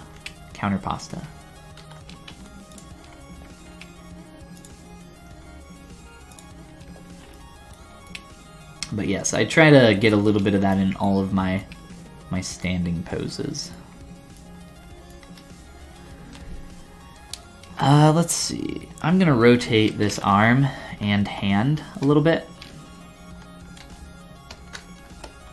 A little bit more in towards him. Kind of something I'm noticing in the 2D there. Yalu, oh gosh, Yalu Gorks Thank you for the follow and welcome to the stream. I'm sure I got that one perfectly. Alright. So a little bit of rotate in there on the arm and hand. Arm and hander. I'm going to straighten out this hand a little bit more. This hand needs some more work, but we'll have to do that after we get out of T-pose. So let's continue making a few more changes here. It's going to poke through a little bit, but that's fine.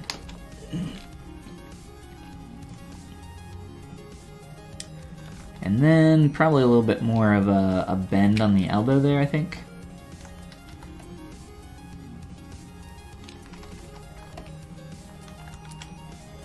Let's see.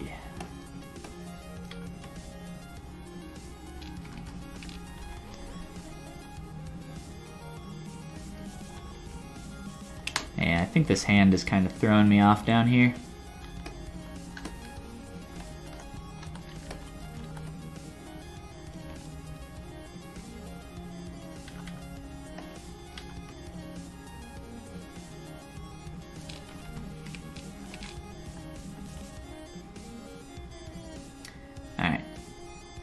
Let's leave that for now. Take a look at a few other things.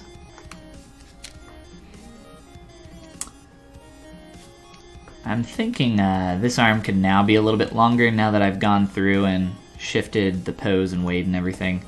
It doesn't feel like it's going to be quite as awkward if we just slide this up a little bit. We ended up shrinking this earlier just because it felt a little too long.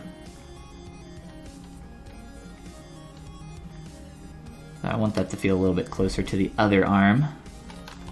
I don't know, maybe even a little bit more.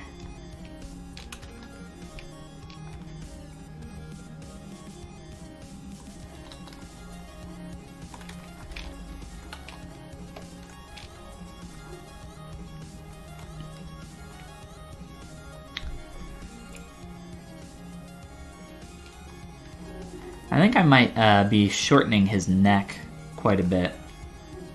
I don't have to do that right now, but this gap and then just the distance between the fingers and the face, where that should hit, I think that neck needs to come down a good chin length or so.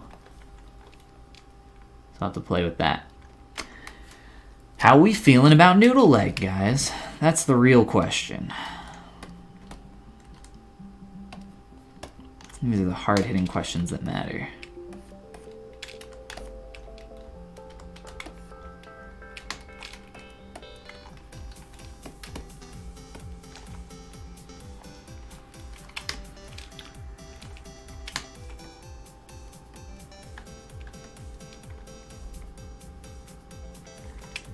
I think another thing that's really making this feel a little off, I'll say, is this guy.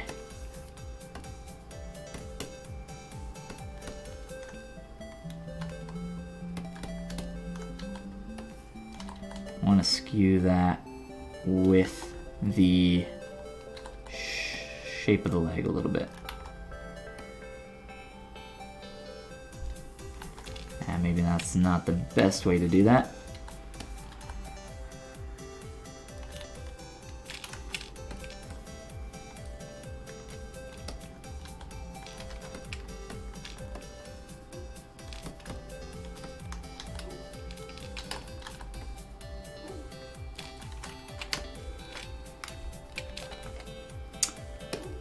Noodle leg plus calves equals Meat Boy.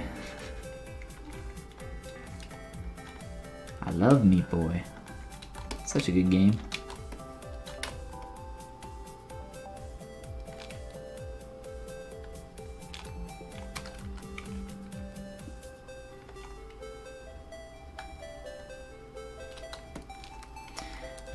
Alright, there's a lot of stuff here that I'm gonna end up breaking, and yeah,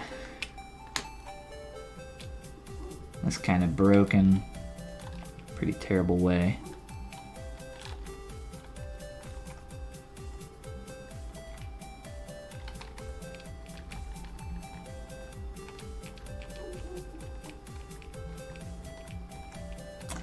just gonna undo that because I don't want that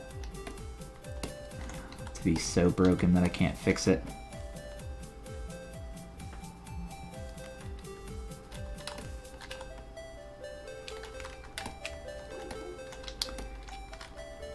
Let's see. I'm just gonna try rotating this maybe instead.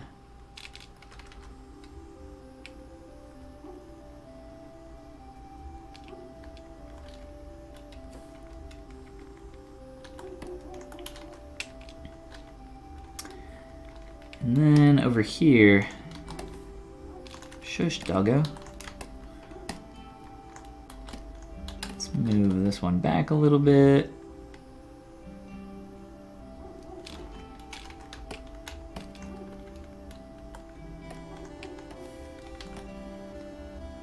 And just do a little bit of rotation, and we'll have to line that back up outside of transpose as well.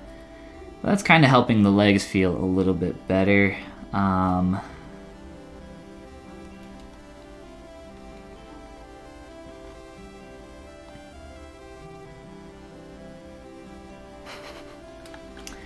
Let's turn perspective on for a little bit.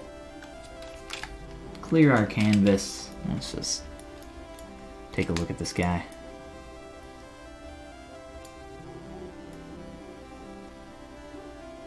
I'll show you guys another trick to kind of help figure out balance as well. But let's T-pose this back. So T-pose subtool. I'll take all the changes we made. Oh crap, I'm sorry, I had solo mode on. That's okay. Here, hopefully I can cancel that. Nope.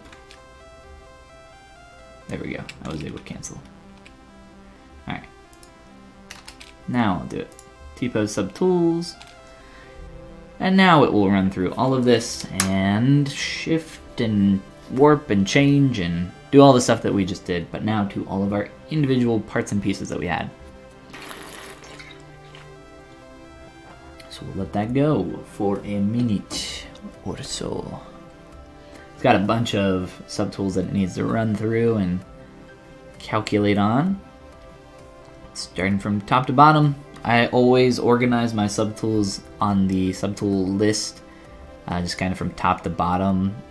I don't really name anything or organize it that way. I just kind of keep them all in the position that I want them on the list. So, starting off with the head will always be at the top for me, and then all the parts for the head, and then moving down to the shirt and arms and body, and then on to the pants and all the accessories, and then the shoes at the bottom. But yeah, just a little way that I can organize it for myself. But if you look through all the names over here, it's all like PM 3D sphere, blah blah blah. And that's because pretty much everything that I sculpt started off from a sphere. These ones are named mannequin because we originally had just a base mesh mannequin that we made for this character. I think I have it somewhere close by. I can import him really quick. Just so you can see kind of where we started on this. This was a much older version, and it took even a long time just to get up to this level of, you know, finish. Just something clean, simple, had all the major shapes and proportions in there. But obviously now we're much further along. But just so you guys can see some of the origin story of Android 17. Alright, I'm going to delete our T-pose mesh. I thought we had a crash coming.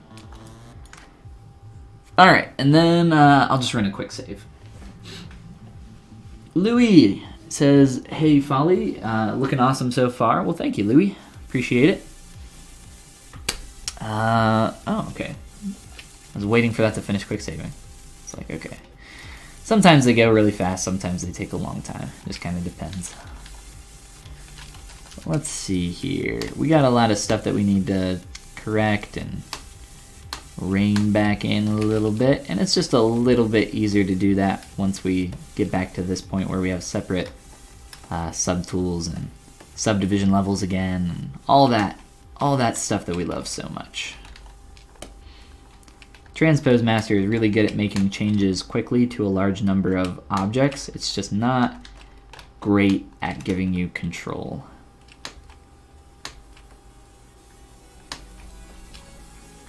I feel like these got a lot more thick. Is that just me? Were they like... I don't think they were like that before. I don't know. A thing we need to do is go through all of our subtools though and make sure that we turn symmetry off. I think my face is still symmetrical, which is kind of nice because I can remesh that still. But there's a lot of stuff that has lost symmetry, so I need to go through all of that and toggle it all off. So starting with our shirt, just go through here, step down, and turn off symmetry for everything. Actually, we don't have symmetry on many things at all. It's kind of nice.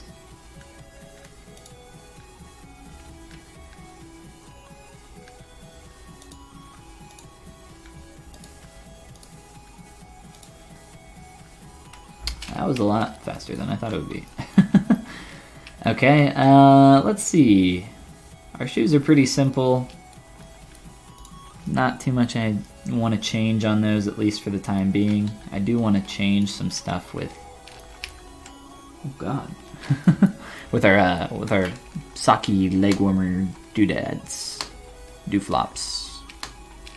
Schmauzos.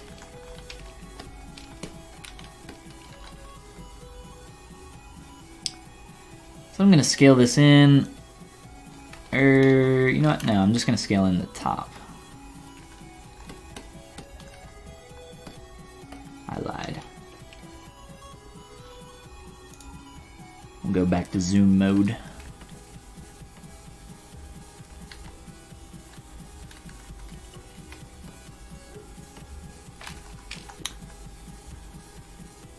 I don't know.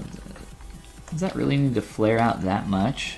It does break the silhouette. Maybe mine's just too rounded, whereas it's like more flat on top there.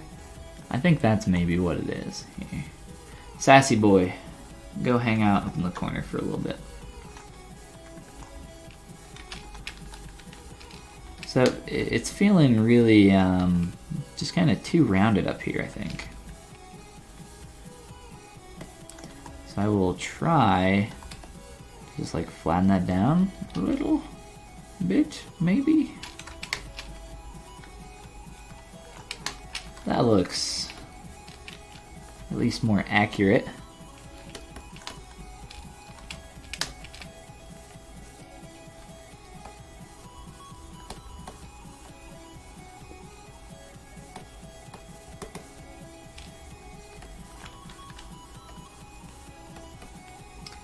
I'm just going to work on pulling this in a little bit, getting that tighter against the pantaloons. And turn on my shoes as well.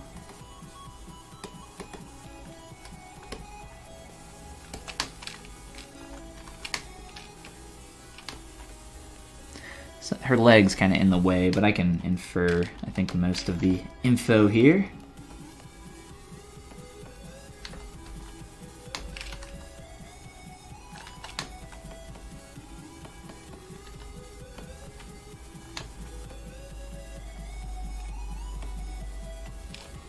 So in the actual, like, concept of Android 17, not in this, but, like, the character Android 17 in the anime and manga, these green things are socks that are tucked into his boots.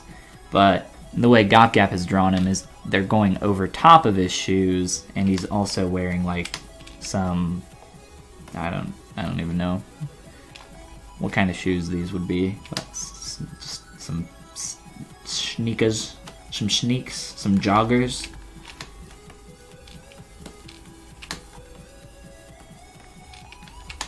So it's a little weird. We're making it work. I think we need to give the same treatment over here. Whoops.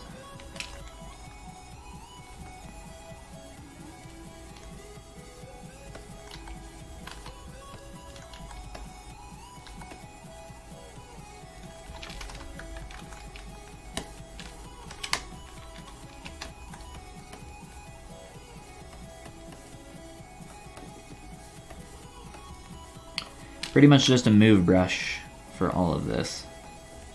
move and like transpose to do rotations and stuff like that.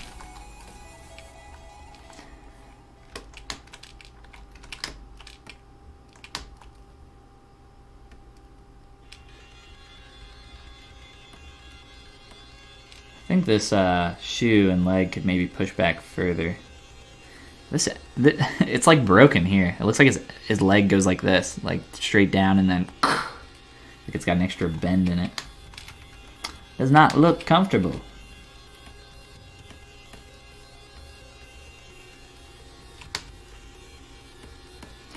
So if we can improve upon some of this, that would be nice as well.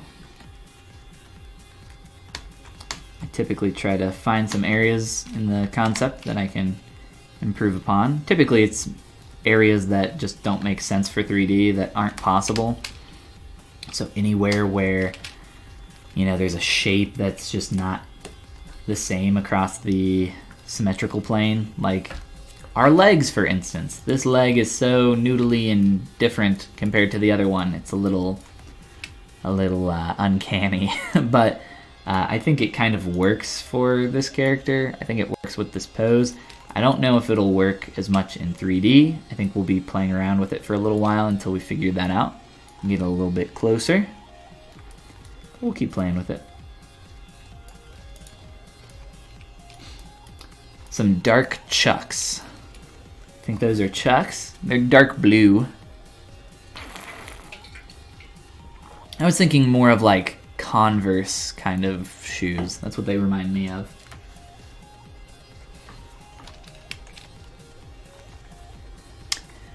I think there are just some proportions down here that we want to play with.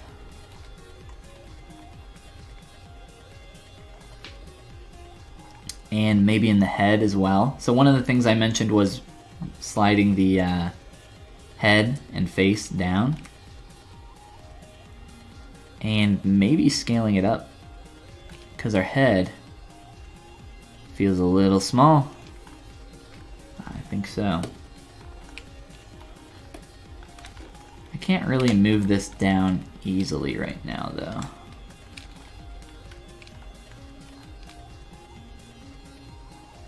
Not without screwing up the body. And by the body, I mean our little wedge. Our little wedge in here.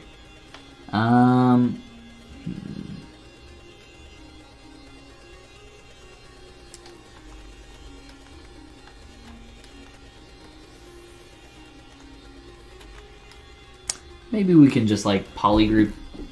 I don't know, there's a few things we can do here. Let me just see what this looks like.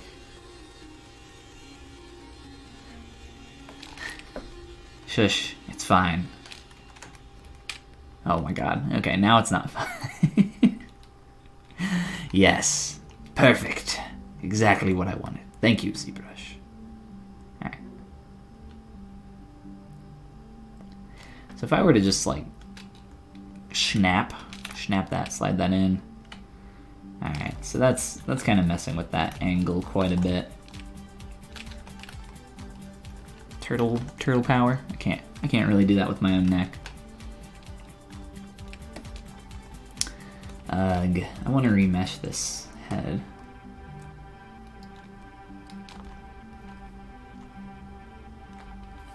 Here, you know what I'll do? I'll just make the big change now, and then think about remeshing it. Wonder how long this would take. I want to do a quick test really fast. So I'm just going to run a quick ZRemesh on our head. I'm just noticing that the head is feeling a lot larger than what our head is looking like. And the neck feels maybe even quite a bit thinner than what we have. More thin. Thinner. Looks like Vans shoes. Maybe that's what I was thinking. Did I say that? What did I say? I said Converse, didn't I?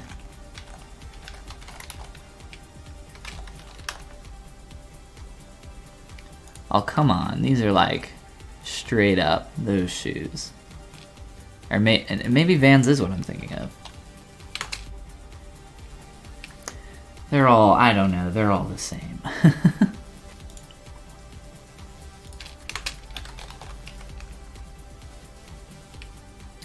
This is what I was thinking of, like the white toad kind of deal. I don't know. Or these guys here. Everybody, type in chat what kind of shoes you think he's wearing. We'll find out. We'll group think this. Okay, so there's some nasty geometry happening in here. I think it's actually pretty close though to what we want.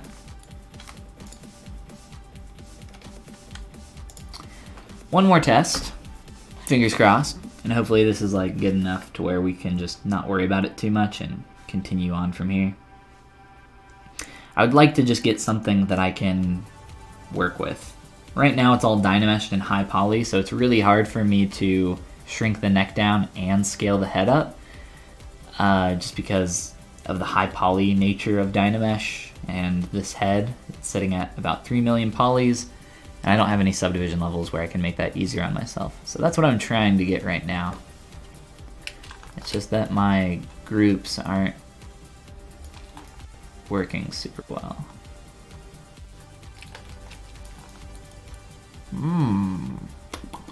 He looks like he doesn't have any, he looks like an old man without his dentures in. Alright, let's project. Do a couple subdivs. What?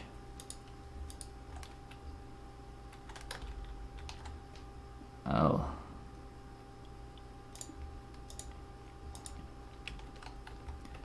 Screwed that up. Alright, we'll try that again.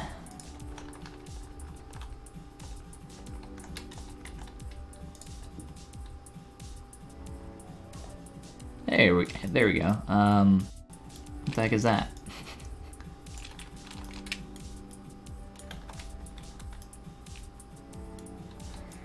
Oh my.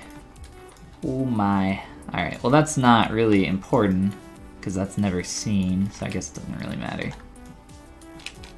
I know that I'm gonna get some projection errors back behind the ears, but that's never seen either, so we'll ignore that too. We're just gonna ignore a lot right now. I'm just trying to get something quick.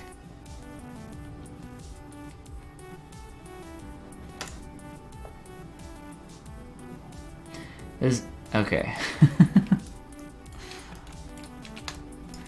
Oh boy, that's a lot.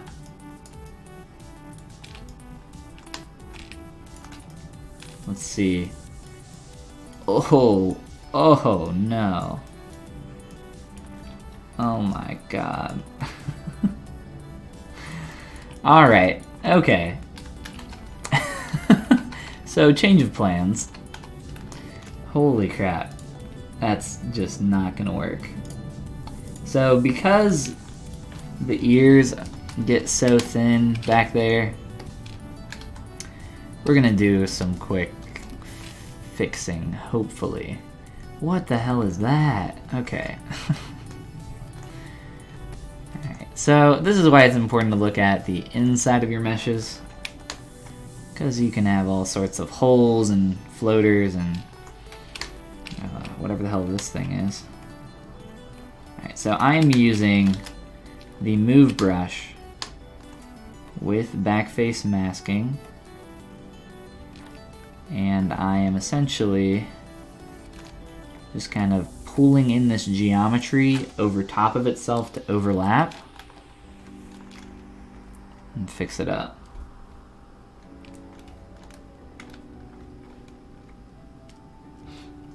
Chuck Taylors, exactly. I thought they were Converse. I've got a lot of different opinions. Kratos, what's going on? Hey man, you have studies in 3D? I'm not sure what you mean by studies in 3D. Like, are you asking about classes, like courses, that kind of stuff? If that is the case, there's a link down below to my Gumroad, which does have some courses for people that are new, more intermediate, and advanced, as well as brushes, materials, and base meshes. It's just gumroad.com/Follygon. That's what I'm guessing you mean by studies. If not, though, let me know. If you could clarify for me. It's like when you find a wrapper stuck in your shoe and you're like, what's that? When you find it stuck to your shoe? Yeah. This was just like, this is such a mess. But this will clean it up. That'll make that all go away. Seems like a little weird, but if you understand how Dynamesh works. So I'll just Dynamesh again.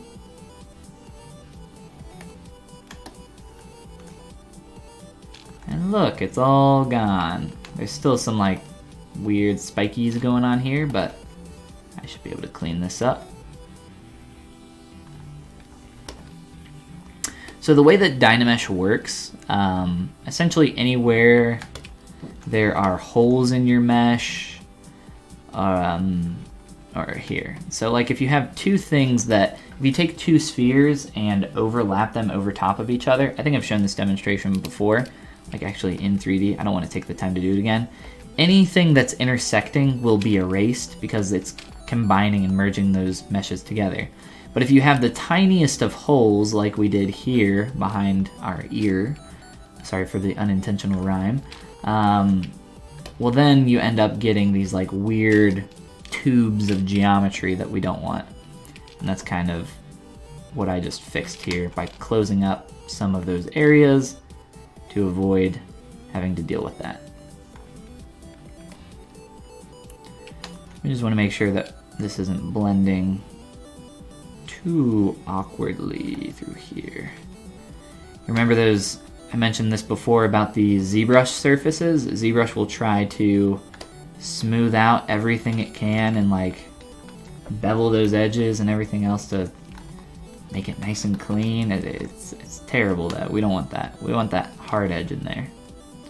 We want that to transition cleanly from one shape to the next.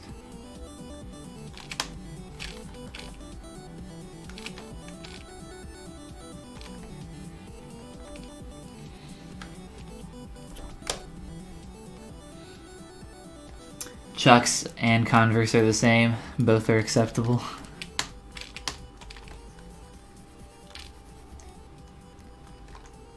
Why is this being so weird here?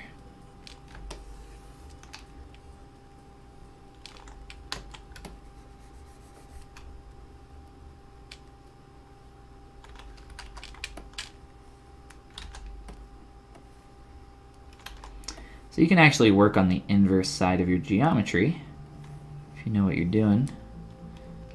In this case, I'm just trying to fix some of this geometry here so that the ear transitions a little bit better.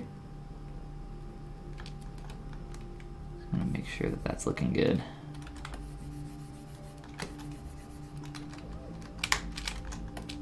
I keep back face masking on by default so I don't sculpt through really thin objects.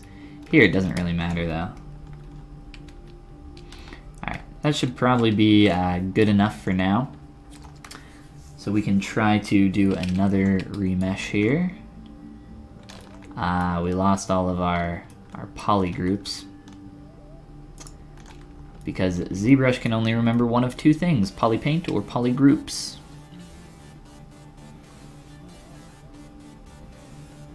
Trying to think of a way I could get those back quickly. I don't think there is one. Not that I can think of quickly. The main two areas that I want to retain are just the shapes around the eyelids and the crease around the mouth. So I just want poly loops to be in those areas. So I'm just going to very quickly try to go through here and fix my eyes again. So sorry about that, but it's just a necessary part. If I would have thought of that beforehand, I would have turned off the poly paint before doing those Dynameshes and all that cleanup. But that's okay. We'll try to do this quick.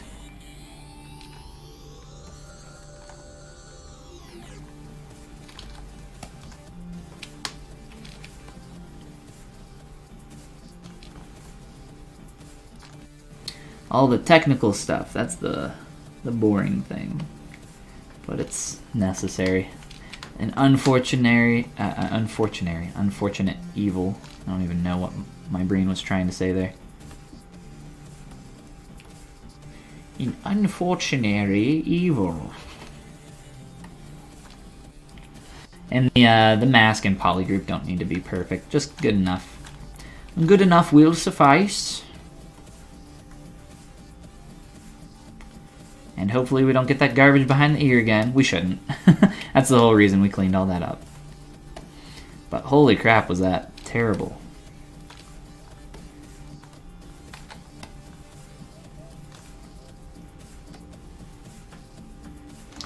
I feel like this is the stuff that nobody ever wants to do.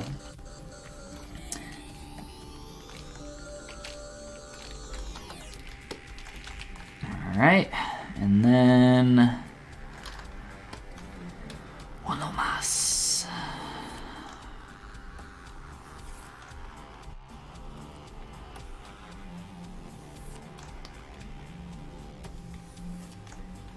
I just need a face that has some subdivs, and I don't want to just use the default ZRemesher operation because it'll really screw a bunch of stuff up, and I don't want to deal with that.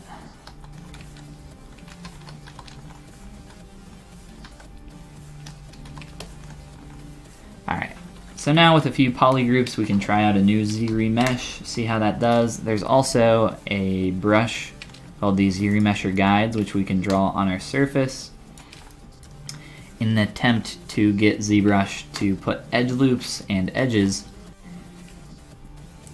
in specific places. But, you know, sometimes it's a little bit more successful than the polygroups. Sometimes it's not quite as successful. I just want more geometry than it was giving me in the mouth. So like I could come through here and say, hey, I want the geometry to loop this way. And maybe it'll listen, maybe it won't. Let's just try it without first. See what happens. So down here, ZRemesher, keep groups on. ZRemesh at roughly 8,000, which is, it looked pretty good before, so it looked pretty good minus the ears. Our ears exploded, which was awful. We don't want that again. What do you think about Marvelous Designer for clothes? It's supposed to be a faster workflow for clothing, but when watching your stream, I sometimes think that just blocking out in ZBrush can be faster. I think it's an awesome tool. I think it's really cool. Essentially, if you're not familiar with Marvelous Designer, for anybody in chat that isn't, it essentially allows you to be a seamstress, right? You can go through the process of creating the patterns of your clothing. Shirt pattern. Like this, or no, sorry, this. So you would go through in Marvelous and essentially, you know, draw out your shapes, and then you would tell the edges where you want the stitches to go, and then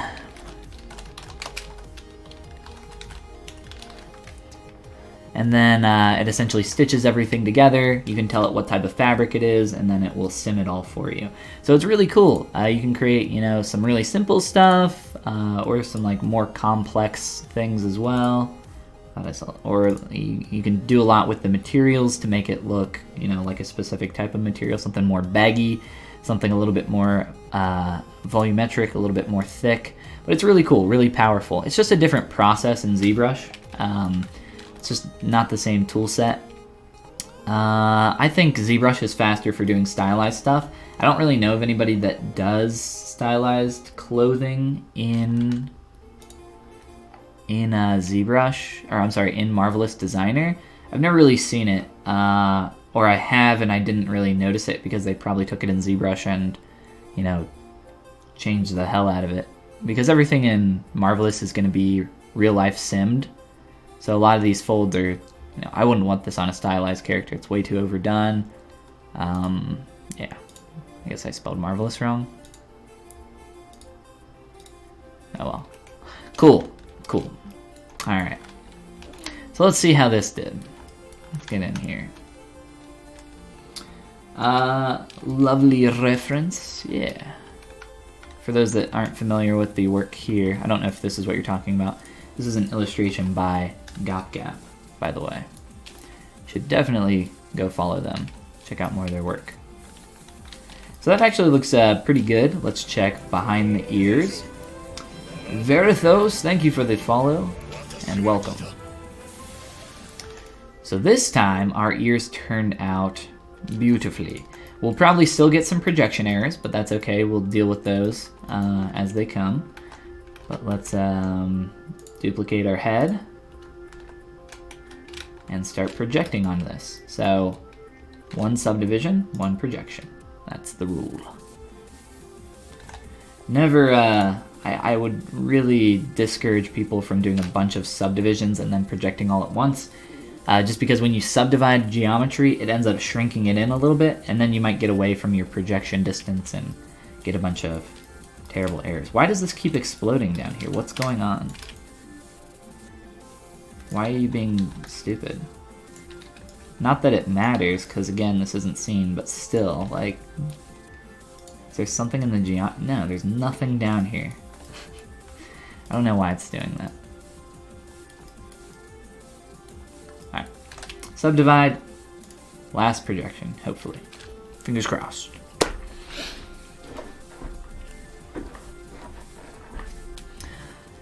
There's also a little bit of splotchiness that comes through in your paint when projecting.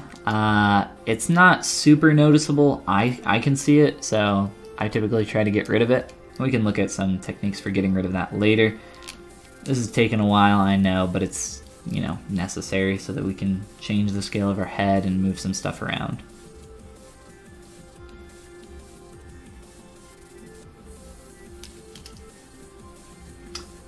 Noted. Yeah, no problem. Alright. Alright. Let's see our ears. Really, not that bad. So, I'm not even going to clean that up. Not even going to worry about it. Everything else looks pretty good. There might be like one weird area down in that corner. But for the most part, I think we're cool. Yeah, looks fine. Looks fine to me. Okay. So now I have a lower res version of this, and I can make the changes that I need to make. It's the whole reason we did this. So we're going to go into Transpose Master, T-Pose Mesh. And what do you guys think? Let me turn perspective on here in just a moment. But I'm thinking that the feet need to be a little bit bigger. I'm not sure if that's correct, though.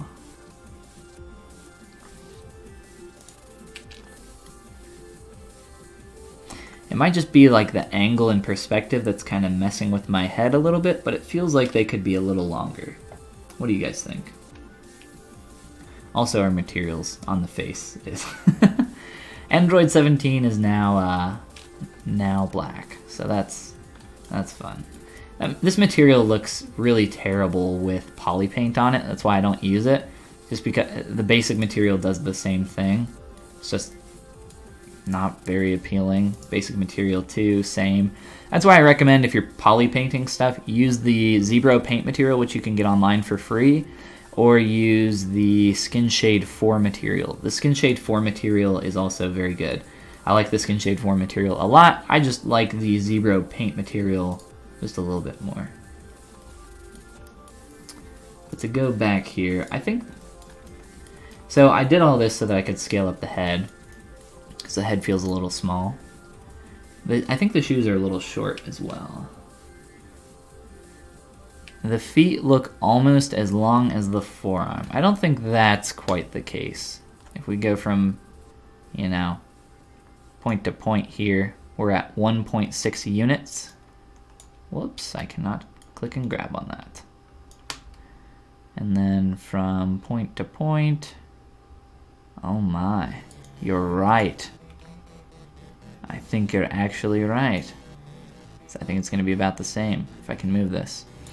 1.6. But over here, this one, I think this forearm's even longer. 1.98. So there's definitely some perspective and warping at play here. But let's make these feet longer. I had them very long earlier and they kind of looked like clown shoes, so this is one of the reasons why I scaled them back. But let's do that first, because that'll be easier than the head. Good call. Good call, Lamentio. Or no, who was it? Spiff. Spiff noticed. Good call, Spiff. I'm just gonna do a scale out here. First, let's like measure our distance here.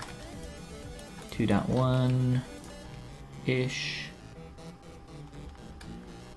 So let's see. Whoa. Freaking out on me here. I'm gonna go back. Zoomers.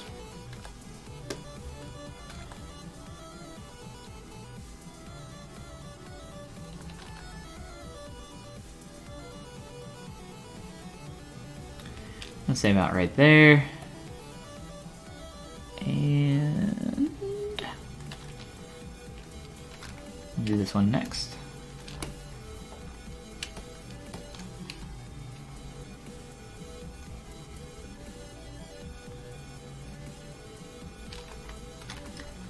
So along with that, and I know it's a little hard to tell because they're so low poly.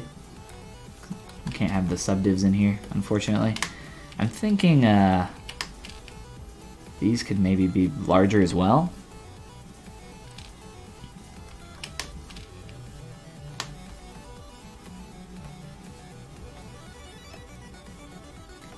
At least around here on the bottom.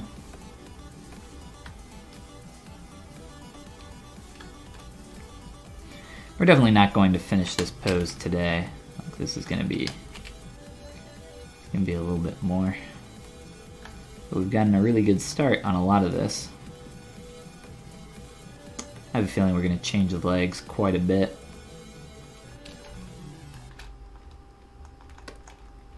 Change up these noodles, these noodle boys. This leg is just like, I feel like this leg's trying to run away. It's just like, goodbye, I'm going over here. I'm gonna go hang out with 18.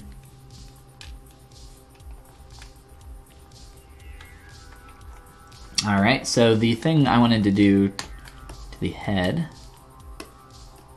let's grab all of this. I'm just gonna polygroup all of that, sure. Polygroup the head.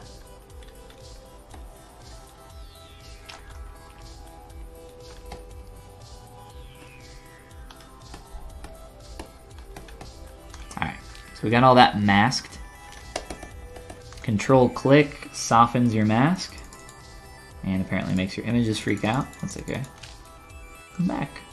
Alright, so softening that, and then we will slide this down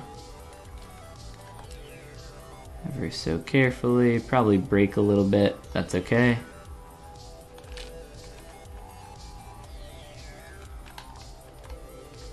So neck was definitely feeling a little bit too long there. Let's go like right there. And then let's scale up our head. Let's see.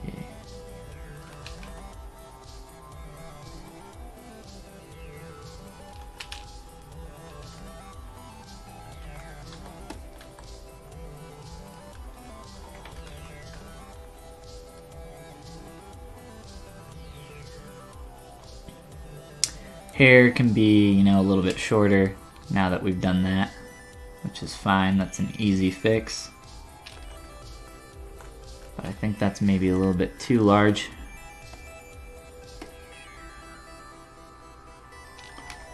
I'd rather push it too far though than not enough.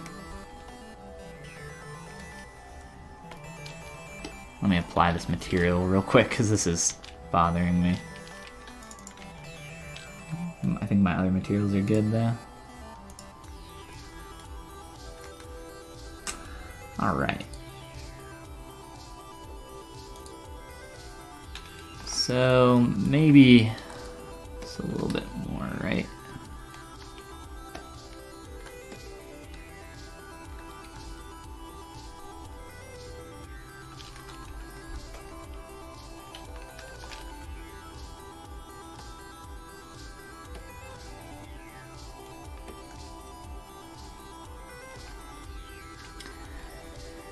Also, that kind of angle forward and a little bit of tilt to the head. Yeah, let's do it. Let's do that now. Let's get this all in the right position. I just want the head. Just gonna mask about right there. It's probably good. Get all that as well. Also soften the mask.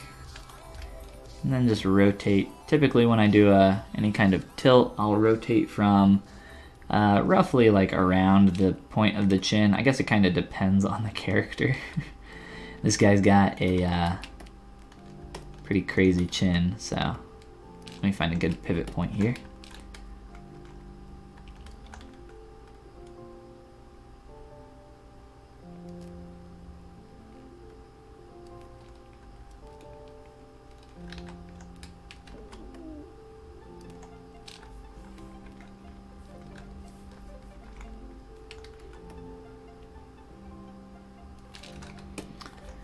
We'll have to work on the expression asymmetrically, which is fine.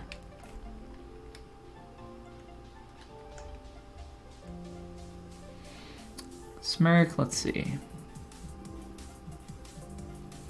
Maybe a little bit too much, but kind of okay with that. Let's see. But as we start to pose this more and more, more of this stuff is going to start coming together. I feel like we could push the body a little bit further.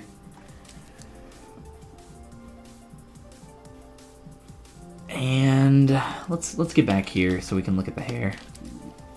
See what we can do. Let this all calculate really quick. Make yourself a portrait in this style. A portrait? A portrait of whom? Of me? Of myself? Or somebody else? We are doing I've done a bunch of like style studies. I think that'll pop back open. Of like a bunch of different concepts that I had found online from different artists. I think a few of these, I'll just open up a couple.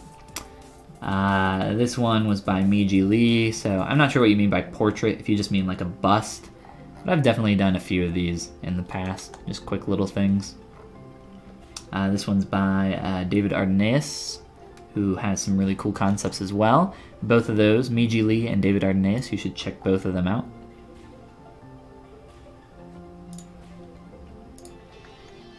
That's all done. Let's see. That flat mouth is not looking nearly smug enough. We need to smugify this guy. We also need to get the eyes looking the correct direction. Maybe thin out his eyebrows a little bit. Get a little bit more expression in there. Get some more of that, angled brow. I tried to bake in the expression a little bit because it wasn't that crazy, but I tried to keep it a little bit more neutral as well. So we'll see how that ends up working out. It looks like... Ooh, we got symmetry on still.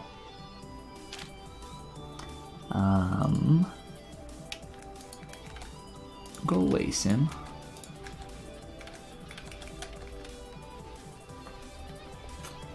What time do you normally start your stream? Love your work. Well, thank you, King Chael. I appreciate it a lot. I start streaming every day at noon EST, Eastern US time. So every day except for Sunday at noon Eastern US time. I also stream at 6 p.m. today on the Pixelogic ZBrush channel. I stream every Tuesday. And then on Saturdays, we do some live critiques on stream at noon as well. So if you're around for one of those are always a lot of fun.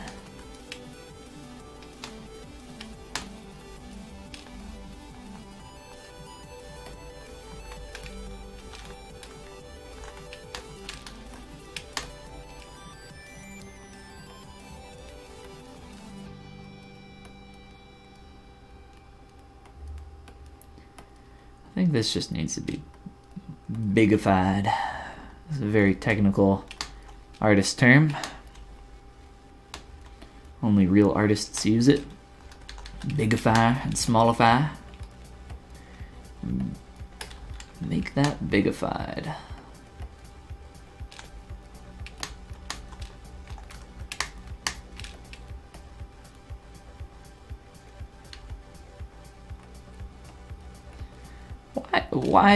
Why Gopgap? Why did you break this character's ankle down here? What is going on?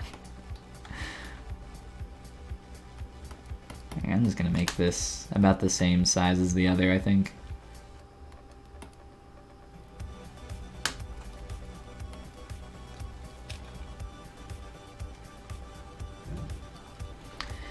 But with just like a little bit of time, you know, he's starting to shape up quite a bit more, I think, into the character that we're seeing over here.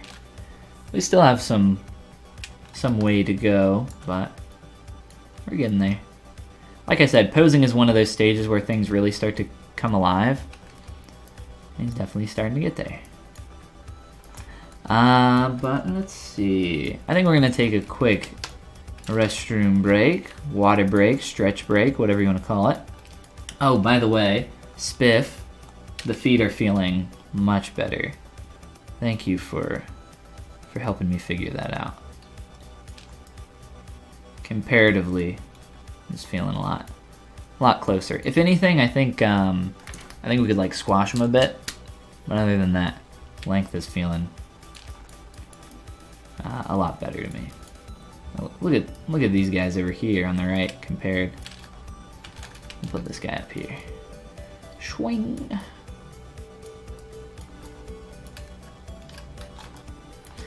We've got a long way to go. Still got to do all the corrections for the pose and all the stuff in the hands and the hair. And then we have to do like all the final stitching and seams and all that stuff.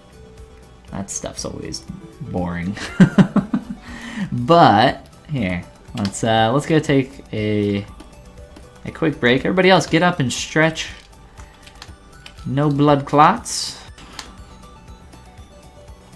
Let's all stay healthy, and I will BRB. It's a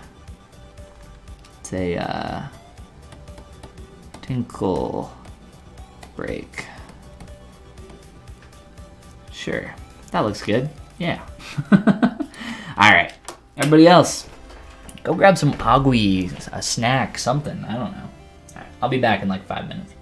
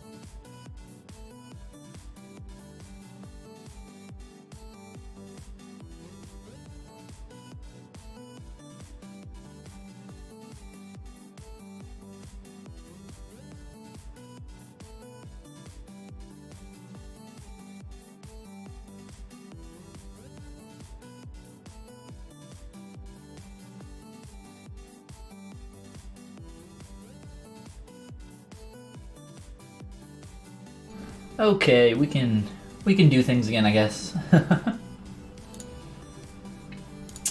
Alright. I hope everybody else got up and did some stretching and stuff. I'm all stretched out. I'm probably the least flexible person in the entire world. I don't even come close to touching my toes. So if you're new here, this is Android 17 sculpt that I've been doing. Concept over here by GopGap. 2D concept, I should say. Yeah. Let's take a look.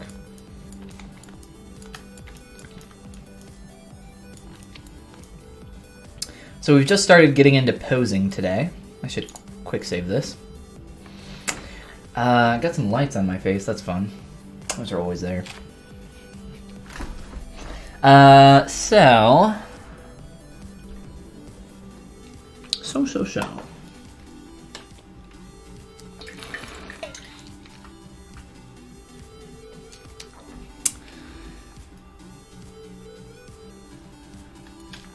I think the next thing that I want to work on is getting the length of the hair correct. Because now that we've scaled and changed some stuff in our head, now there's some things not really working too well up here. I did, thankfully, already set up some polygroups up here. So that's going to make this, I think, a little bit easier. I guess we're going to find out very quickly.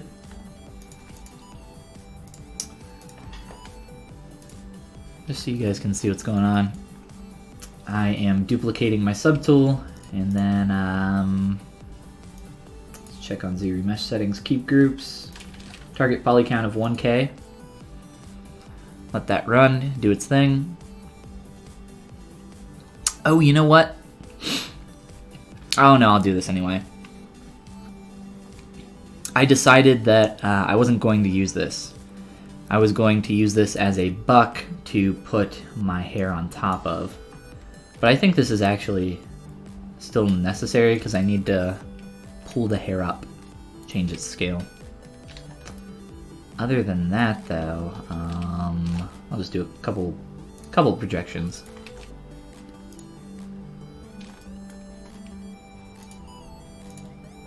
It doesn't really matter because I'm going to insert more geometry on top of the hair.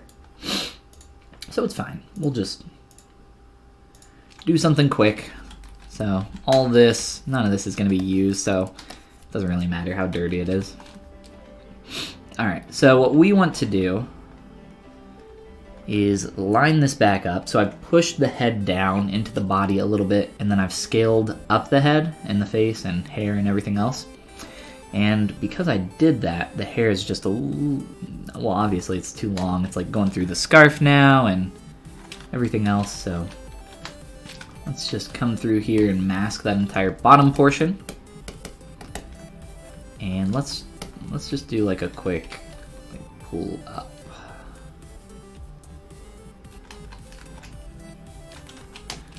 So I'll start with that, and then I'll go through with my move brush and start just pushing and pulling some stuff around. Quick little modifications. Make sure nothing is interpolating here into itself or into anything else. And we still want to retain the same shape though.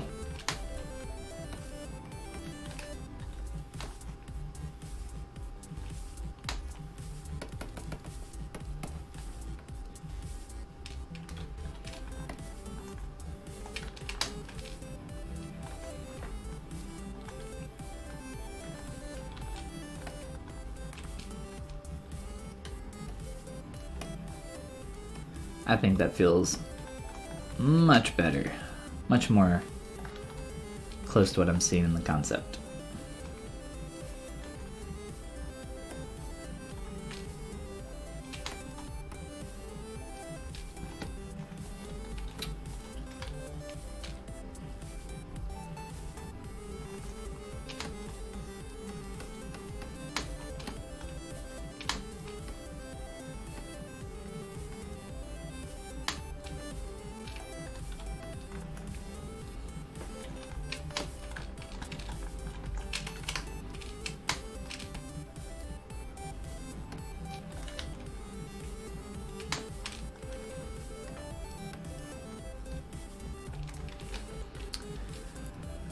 Alright, so let's see here. The basic idea is to essentially take what I've already done here a couple times and then repeat this process. So I have these tubes of geometry, right? So I'll be using my cube tube brush and creating more of these tubes of geometry to essentially flow along the shape that I already have, and that will help to create the, let's see if I have an image here.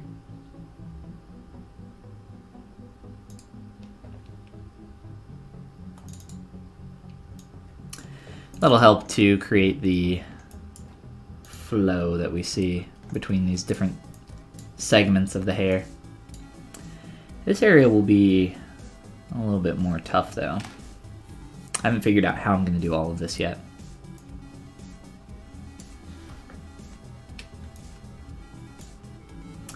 Oops, hair is tough though.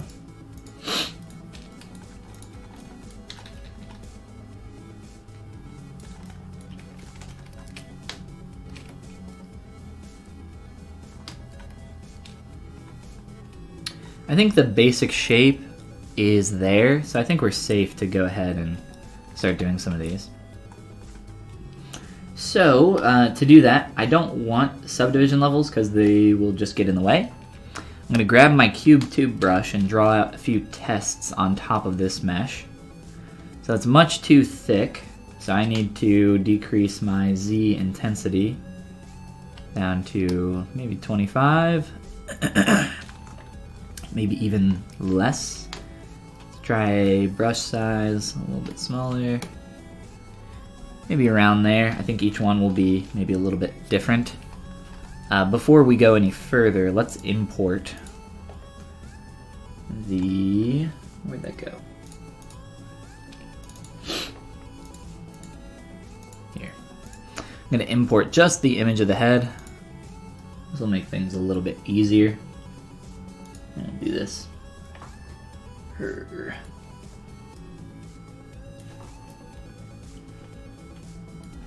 Alright. So now you guys can see what I'm seeing. Hopefully. Okay, so a few different segments. Let's see, 1, 2, 3, about like 5 or 6 on this side of the head, and then we can kind of do the same thing over there. So I might, for this area, I could actually split these in half down the middle. That might be a good idea, to split those up into some different segments. Let's start with one that's probably a little bit easier. This one, coming down the side of the head here, I've already started this basic shape. I just actually need to carry it to the parting line of his hair.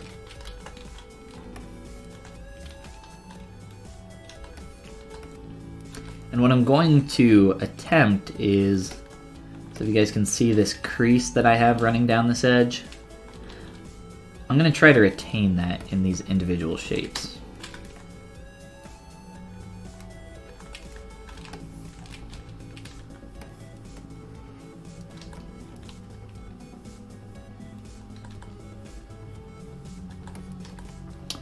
I guess I could technically hide all the other stuff so it's not in the way as well. And we won't lag as much. That's always a bonus. So this strand flows down in front of the ear, and then it kind of like disappears behind some of this stuff here.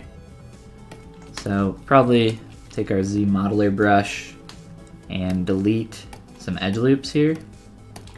This will just simplify this curve a little bit more and make it easier for me to just grab something like a move brush or whatever, and just start tucking that in and hiding it.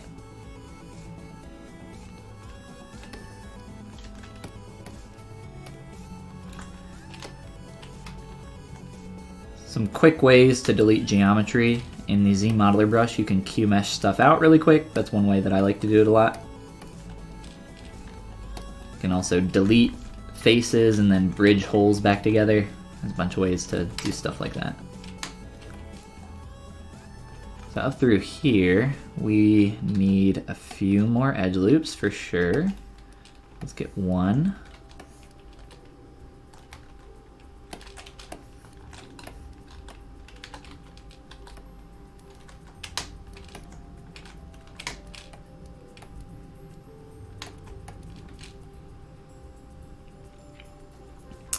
And I think this strand gets a lot more thick up top, so let's do that as well. Thinking about thick to thin and tapering shapes. We never want things to be, you know, perfectly parallel. Nothing in nature really does that, and it's just gonna make your designs much more interesting. I'd say like over 99% of the time, you know. Unless it specifically adds to the design, I would try to avoid parallels as much as you can. Especially in organic shapes. And then up here, I'm gonna try this, I don't know if this will work. I'm gonna bevel that edge loop. Crease a few more edges. And that does work. That might work a little bit too well, actually. So I was trying to just make the geometry a lot tighter here so that it turned on the surface. It looks like it might be a little bit too tight. I don't know. We'll leave it for now and then maybe change it later. Seems alright. So once I'm done filling in all of this, I'll eventually, you know, hide that hair. And then we'll just have the tubes of hair. For now, though, we need that on, so we can figure the rest of this out. Okay. Let's do another one of these tubes. I think instead of drawing out all of these as well, though, we might be able to get away with, like, duplicating some of them. Sliding them around and playing with the position this way. Just so we don't have to redraw out every single curve and then crease all these edges again. I mean, that just sounds a little unnecessary to redo all that work. This one flows down here and then kind of disappears right here at the corner. I guess it's kind of like tapering back into the hair. That shouldn't be too hard to do. Oops, here. Z modeler brush, hold space, Q mesh, yes. Oh my goodness. Oh my goodness. Too many brushes.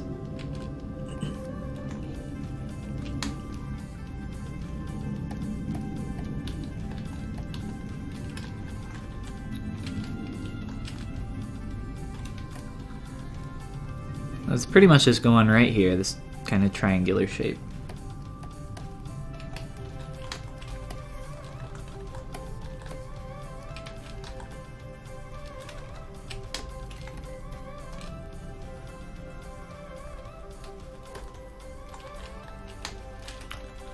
And I want these edges to line up pretty well. So we'll try to focus on that a little bit as well. Again, for this section in the front, it's probably the toughest one here. Let's look at Bald and Beautiful 17 here for a minute.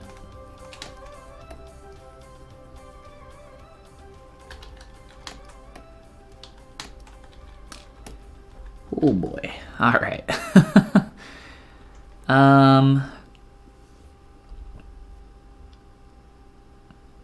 Yeah, this is something here. I think I could maybe delete most of this.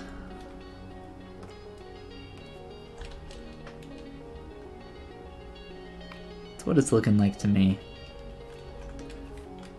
So let's try that. Let's split these off first. We don't need all of that combined. Just gets too confusing to work on all that at once.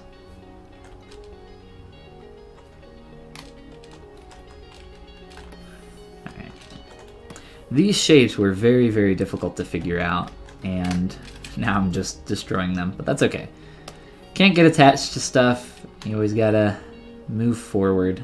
The longer you spend holding on, the less time you have to move forward. Let's crease up some edge loops. Whoops. We should be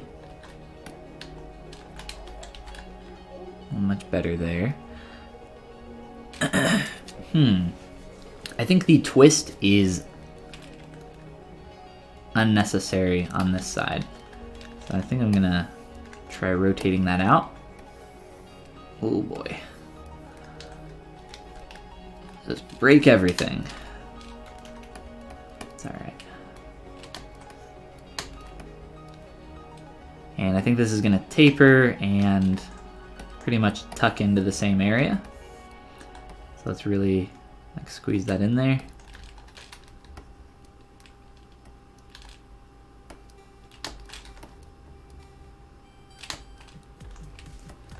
Poly modeling is always, you know, like the puzzle portion of this.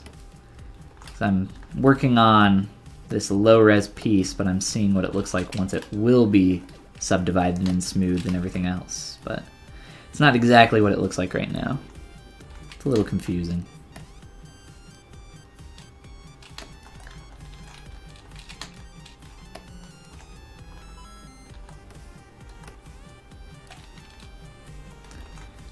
Alright. So with some transpose line trickery, I think I've got this lined up much better now.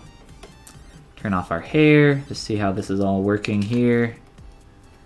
Probably work on just getting this all to interact a little bit nicer. Add in a new edge loop here. Help retain the curve of the form a little bit better.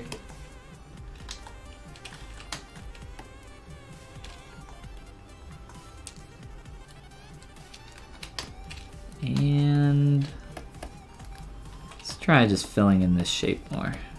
Get rid of all these unnecessary gaps.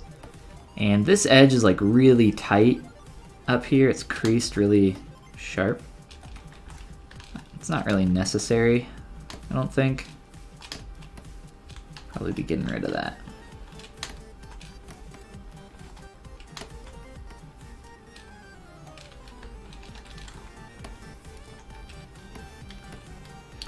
There's a lot of different ways to do hair for your characters, but I really enjoy, if I can, using poly-modeled hair tubes like this. It's because it keeps things more simple, gives you a lot of control over your different shapes, and I think starting off that way is really tough, which is why I have personally, sculpted a buck here for the shape of the hair. And then from there, I'll start creating the tubes of what that will look like on top of that to get the individual shapes. If you start off just by creating tubes of geometry like this, it's really easy to not be able to figure out the big shape. So kind of blocking stuff out first makes that quite a bit easier for you.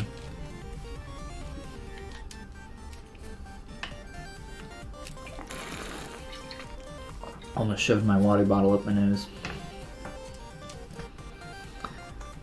Alright, so right here,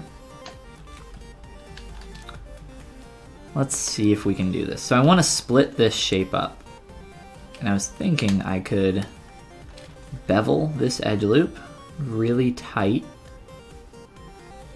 and then just delete that so that these are two separate pieces of geometry. Split those. I think this will work actually. Bridge, edges. Whoa, not what I wanted. Bridge. What are you doing? Why are you being dumb? There you go. Bridge up all of this geometry, all the boring poly modeling stuff, right? So much fun, I know.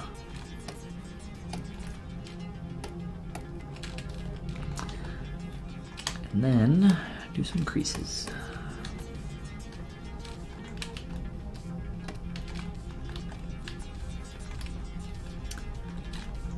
All right. Alright, there's one. Ooh, come back. And let me do the other really fast.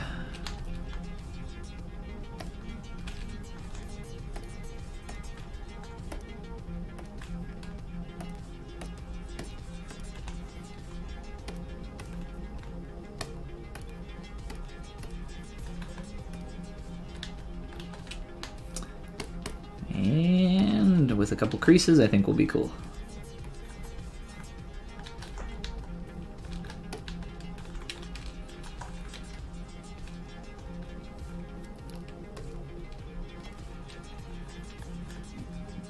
So I think I just need to inflate, do some quick changes here, and then we'll be all good to go.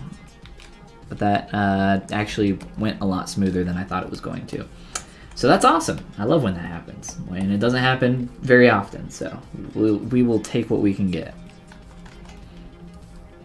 I will probably, since my edges are creased so sharply here, see how we're getting like these really sharp edges?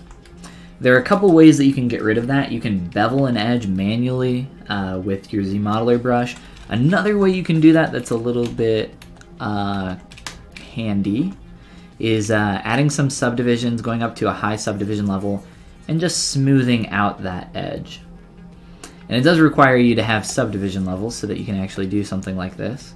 But you can actually control where you want that smooth to happen.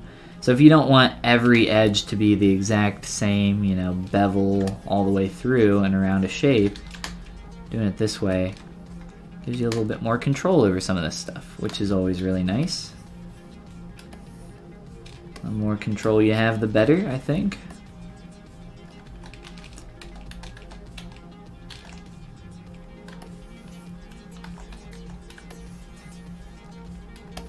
This kind of sounds a little bit like Stranger Things to me.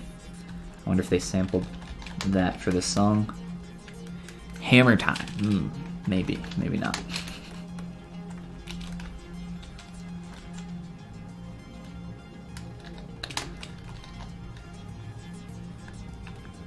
I think we could even maybe split that up one more time, or we can get some secondary strokes in there for the form. I'm just seeing what a couple of these look like. I don't really like the super sharp, hard edges, right? They look awkward, so finding any way to help soften some of these edges is going to be cool. And of course, we don't want any gaps. We want these all fitting together nice and neat.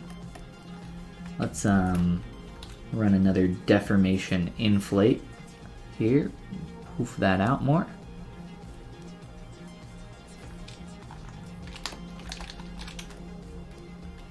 Get this all fitting nice and neat together. Just so we can get an idea of how this is kind of shaping up and what this will look like once we get a little bit closer to the final. Move backface masking is also a great way to, you know, push edges on one side without, or pushing faces on one side without affecting anything else. Backface masking is awesome.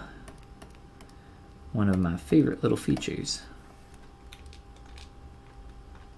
This is also helping to just round out this edge.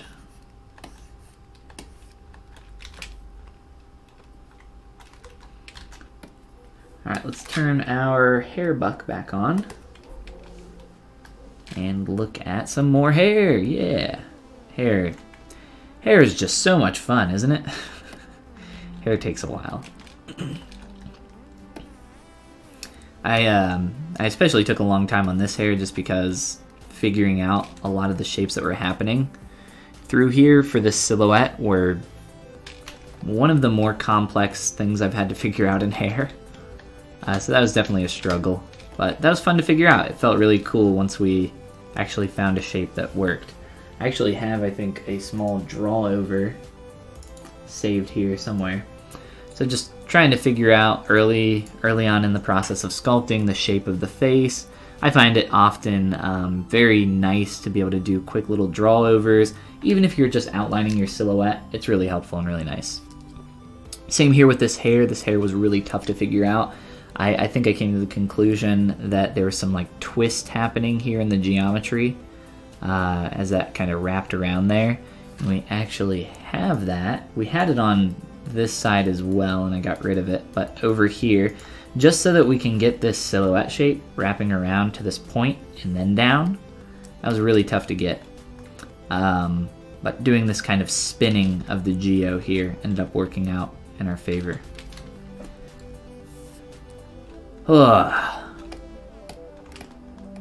It's always different every single time. Process is always different.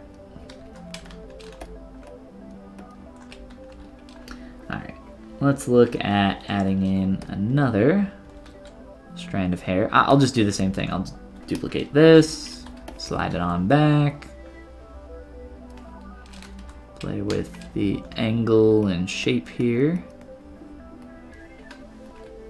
And I want this one, I think, wrapping all the way out there.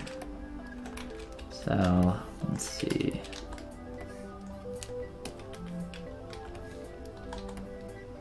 I'm just gonna pull that out. I know it looks really awkward right now. Give it a sec.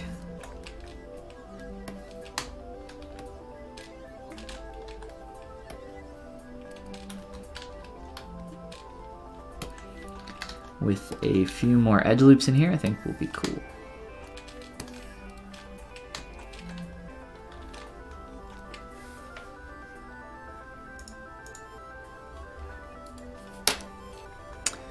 Alright. What's going on here? Oh, it's just all wonky. Alright, we want that tucked behind the ear, so I'm gonna hide the base. Use my move brush and just tuck that back a little bit more. Try to get these a little bit closer.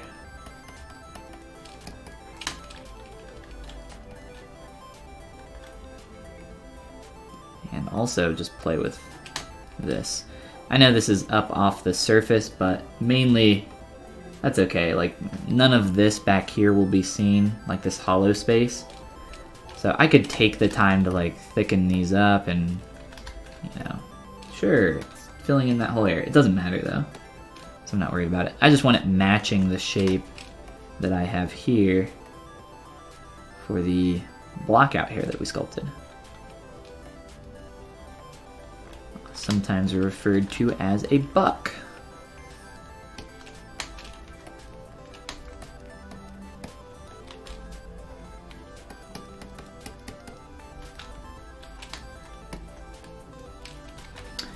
Side effects, what's going on, dude? Welcome back. I'm doing well, how are you? I am in the process of a hairy situation.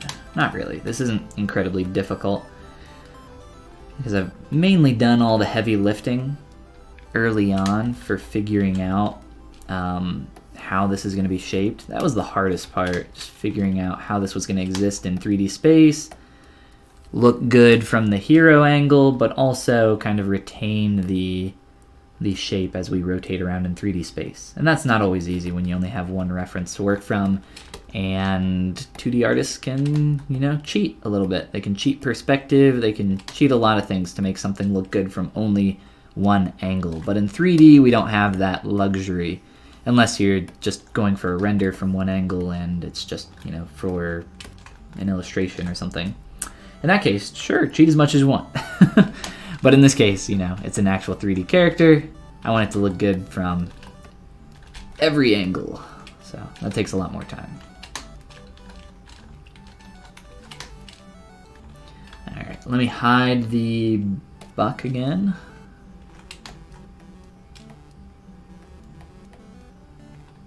Ooh.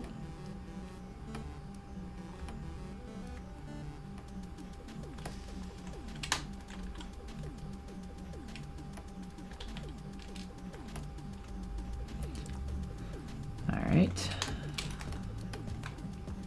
There's a lot that we can kind of tweak here.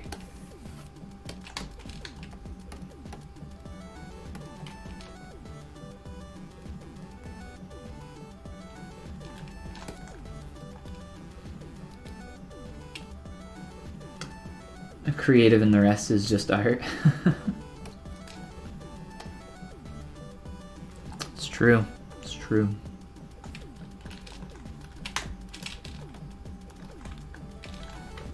I never really even considered myself a... I guess I considered I think everybody kind of considers themselves creative, right?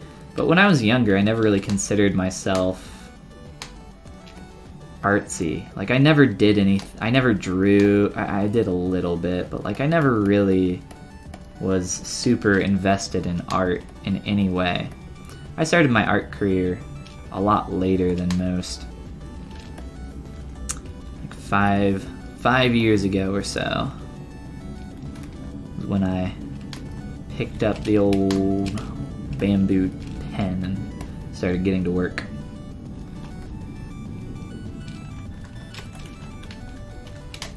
Before that, you know, I wasn't really doing anything. I for a long time, I struggled to even think of myself as an artist. Like, it just felt weird to say or even think about. Like, even when my full-time professional job was, you know, digital sculptor. That was like my title. Working on toys and stuff. It's like, it felt weird. I don't know. It doesn't really bother me anymore, I guess, but it still feels a little weird. I don't think I'll ever really get used to it.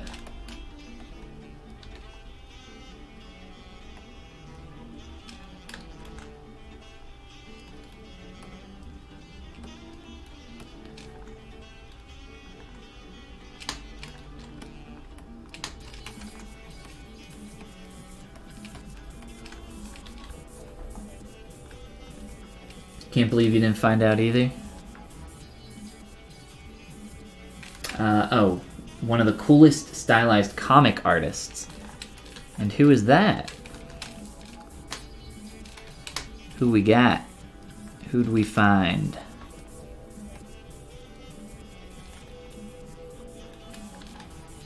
Real, like, comic books often share a very similar style. Obviously, there's a lot of variation, but it kind of, for me, fits into that anime category where there's a lot of variations on anime, but at the same time, a lot of it looks very similar. You know, you can look at something and say, that's anime. And comic book realism often falls into that category for me. And I really love that style, and I wish I could do more stuff in that style. It takes so long. Like, I wouldn't want to spend like 2 whole months sculpting a character in that style. That just sounds like a long time. Creature Box. I do know Creature Box. I follow them on Instagram. I think it's isn't it 2 dudes? I thought it was like two different guys. Is this their website? Is that what you linked me to? It's not loading. Oh, now it's loading. There we go.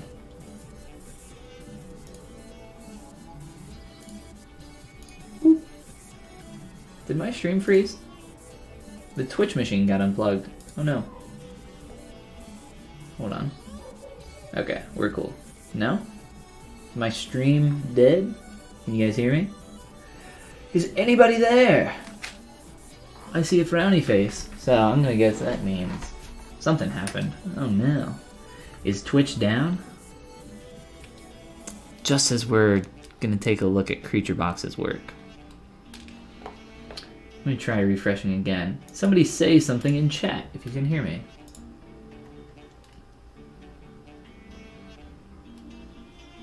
It's like very, very blurry for me.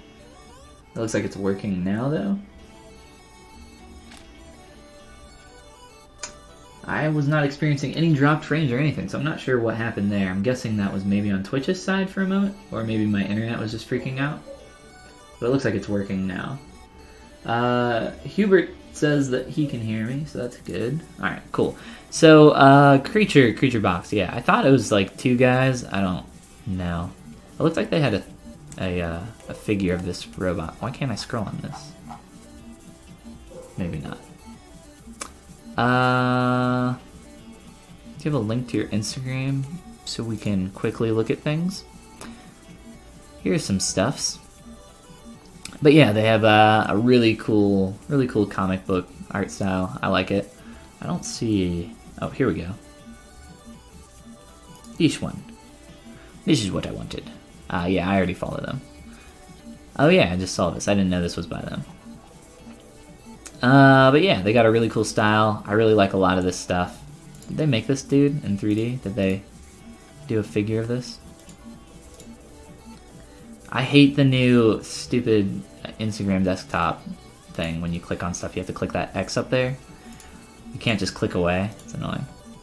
But yeah, they got some really cool stuff. I do like a lot of this. Everybody, go follow Creature Box if you don't already. Go check out some of their stuff. If you guys are looking for something to sculpt, they got some really cool stuff.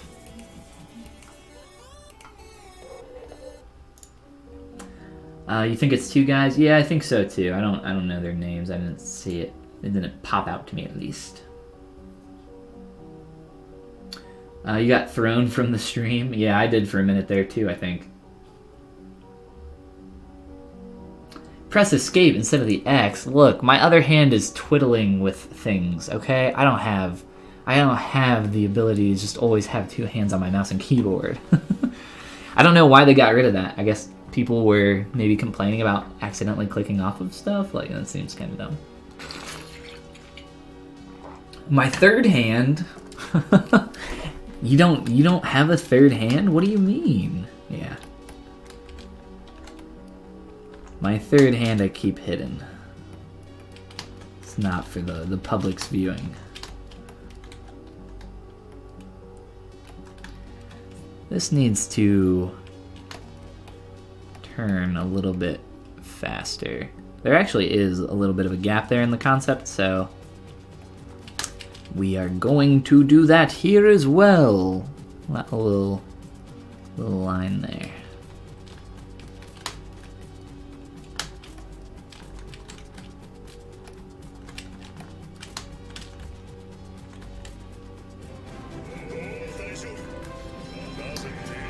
Scalpy, what's going on? Thank you for the follow.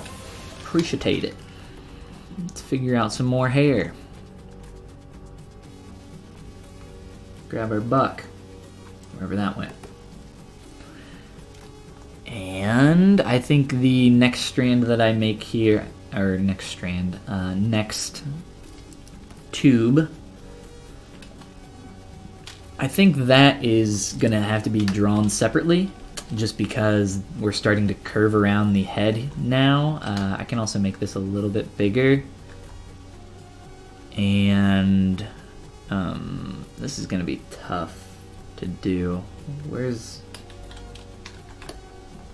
this one?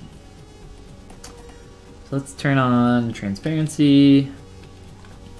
I think this can just be more thick down here. I think I need to fill in a lot of this area.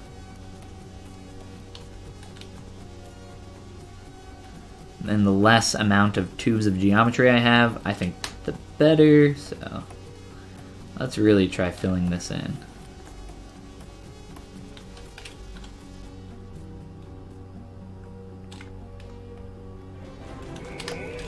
Oh boy. Just Honest. I was gonna say Josh, but Just Honest. Thank you for the follow. What's going on, dude? Thank you for the follow. Let's do another. More tubes of geometry. More hairs.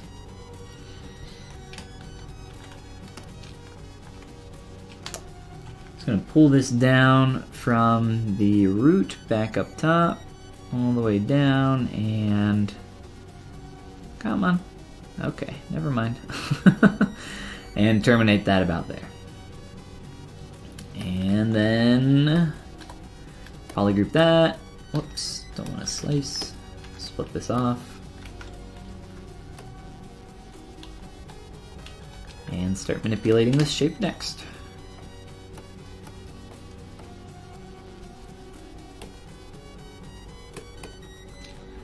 Alright, so I think I'm...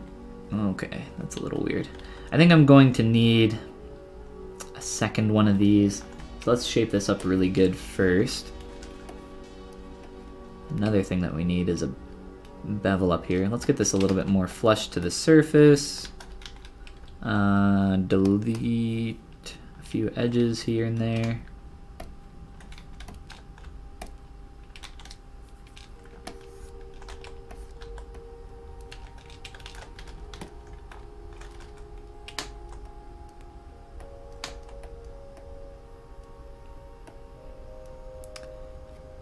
And I can probably get a little bit more of a gap here actually, because I'm going to fill in this blank area with another one of these. So this will probably work out a little bit in our favor.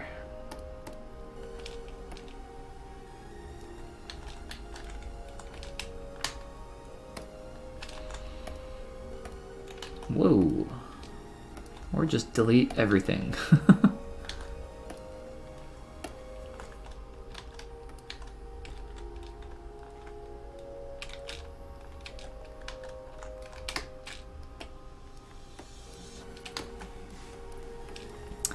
And then this is kind of skewed somehow. I'm not sure why or how that happened, but I'm gonna fix that a little bit.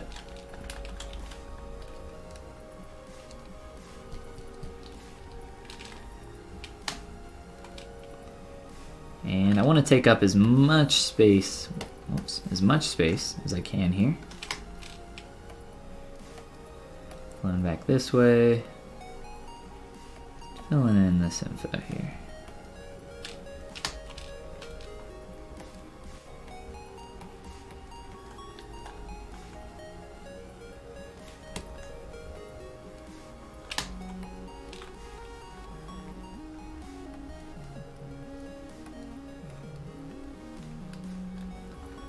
Alright, let's turn off the buck and then duplicate that strand of hair, that hair tube that we just made. Just gonna slide it forward and fill in this area with this new one. And make all the changes that we need to make.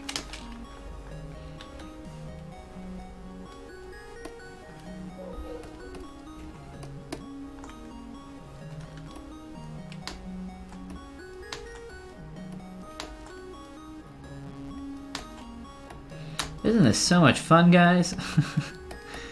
All this tedious polygon pushing. It's my favorite part of this.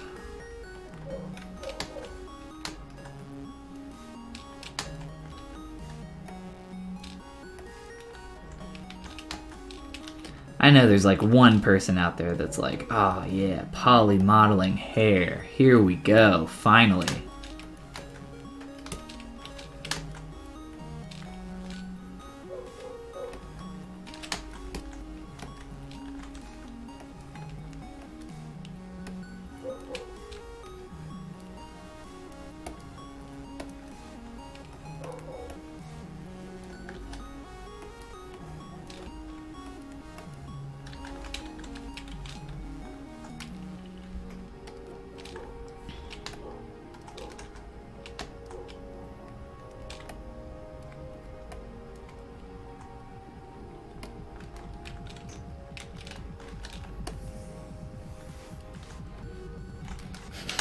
Yes.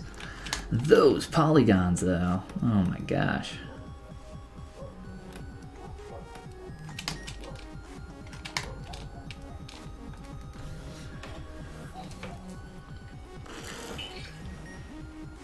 We got Batman here in chat. What's going on, Wyvern? All in a day's work.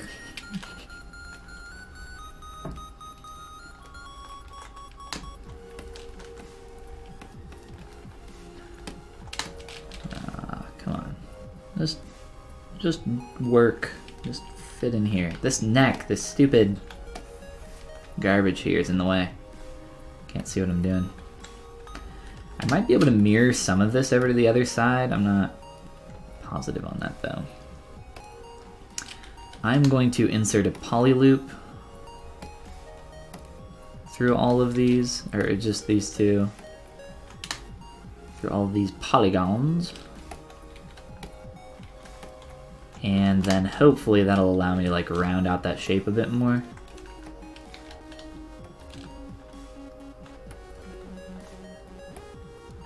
This one's a little bit more tough to finagle about.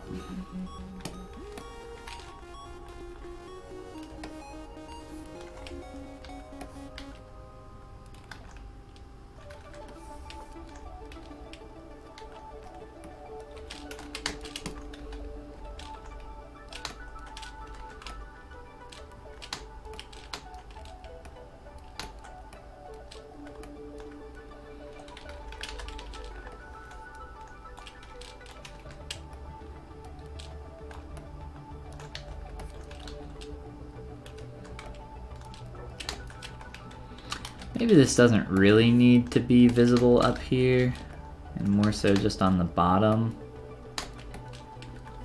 edge, down hither, down yonder.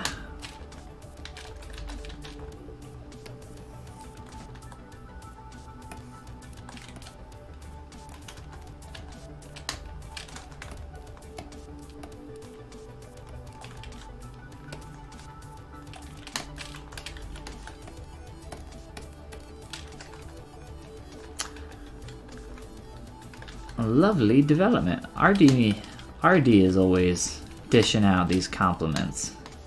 RD just pops in every once in a while and says, "Hey, that thing you're doing, it's nice. Keep doing that thing."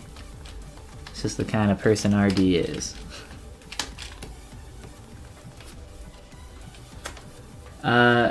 Divinity 2? Why do you say Divinity 2? Divinity 2. Is that this? Yes. So I don't know why you mentioned that. Maybe you saw in my alt tab or something.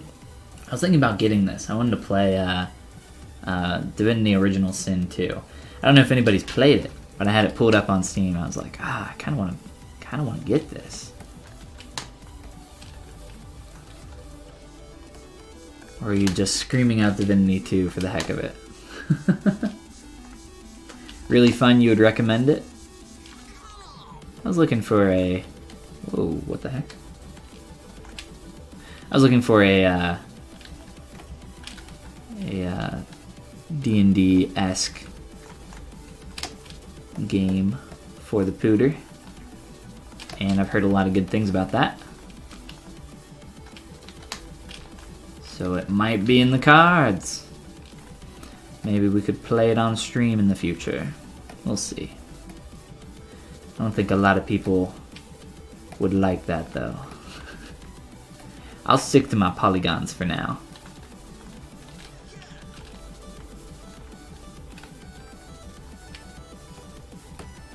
Alright, let's apply some materials. Maybe. Maybe, baby. I'm trying to find...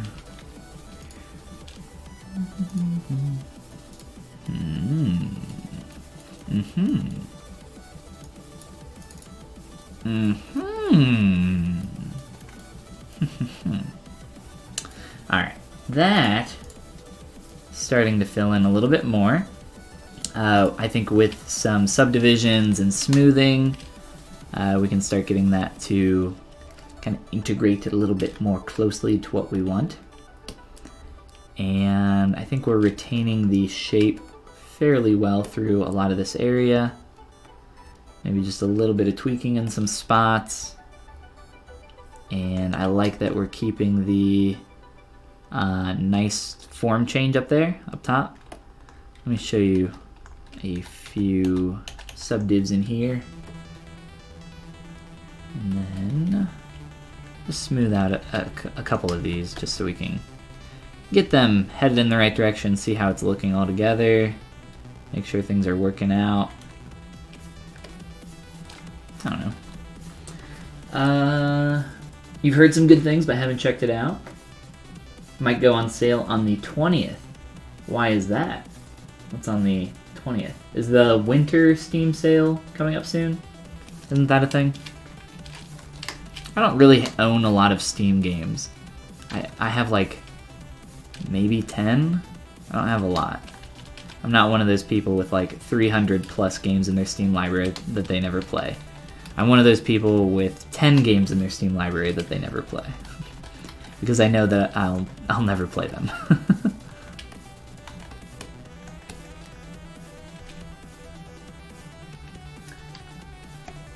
Yeah, I don't care if it's smaller too much. I care, I would say, quality over quantity for me.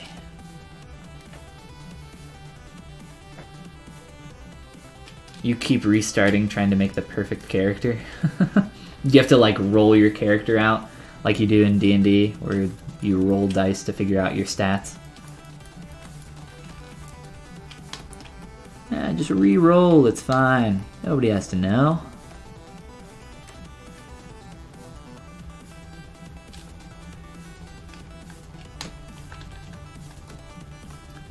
The winter Steam sale. Yeah, I don't think it's... Is it always on the same day? Isn't it different each year? They just do it when they want.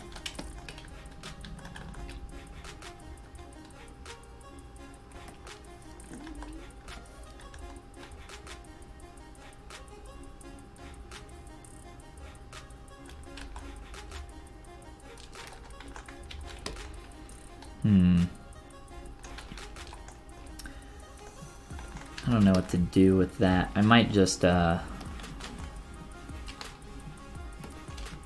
uncrease that edge so that it wraps around there. I don't know. I'll play with that in a little bit. Don't know what to do right now.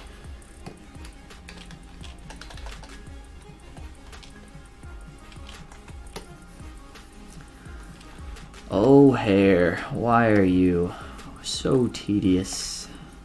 It always feels really good though when you create some hair that looks really good once you're satisfied with it. Get into those finishing stages.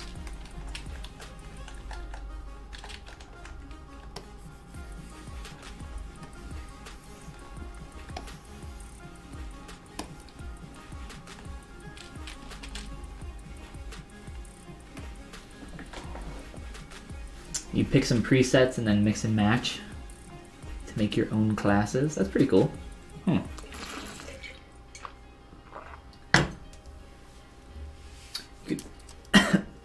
You can make it rain and then turn the pools on the ground into deadly poison and then shock it or something. That's pretty cool. Yeah, I've heard that there's, you know, a lot of variation, and I've heard that even in the dialogue that there's a crap ton of options. Like, more than there should be.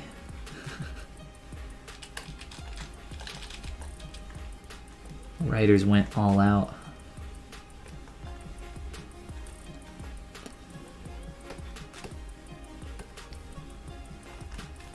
Alright, I'm going to take a break from the hair for a little bit and reevaluate our char.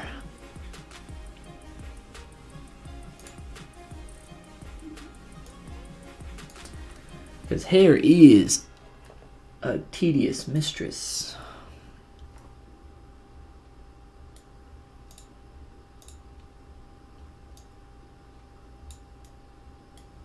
The heck? Where'd that just go? Oh my god, I deleted it? That's a thing? What? I didn't even know that was a button in there. Well, I got it back. I'm just trying to move it. Jeez. Jeez, ZBrush. Chill out. Alright, let's take a look at our pose and just kind of where we've come thus far today. See if there's any other quick little changes that we can do. So we've broken the neutral, we've started posing up here. A lot of stuff with our noodle leg happened today, so that's good. We've gotten a lot further down here. I think there's still quite a bit of form change that can happen through this area. There's just a lot that needs to happen in some of this. Luckily though, we have subdivision levels which make a lot of these changes a lot easier to make. You know, a lot of these big scale changes that without would be much harder to do. Position of the head, I feel like he's kind of rubbernecking a little bit. We could almost push that forward a little bit more. In terms of scale, I think we're a lot closer. I don't know, maybe we could change it a little bit. By my eye alone, I can't really tell, and I'd have to line that up. So maybe we can do some of that, some realigning with the image. Start figuring out some more stuff with the hand down here, because we've worked now a lot on this hand up here. We worked on this at the start of the stream, I think. We worked on it almost all day yesterday. Hands are a whole nother animal. But yeah, we've done a lot today. We really have. What the heck? Oh, okay.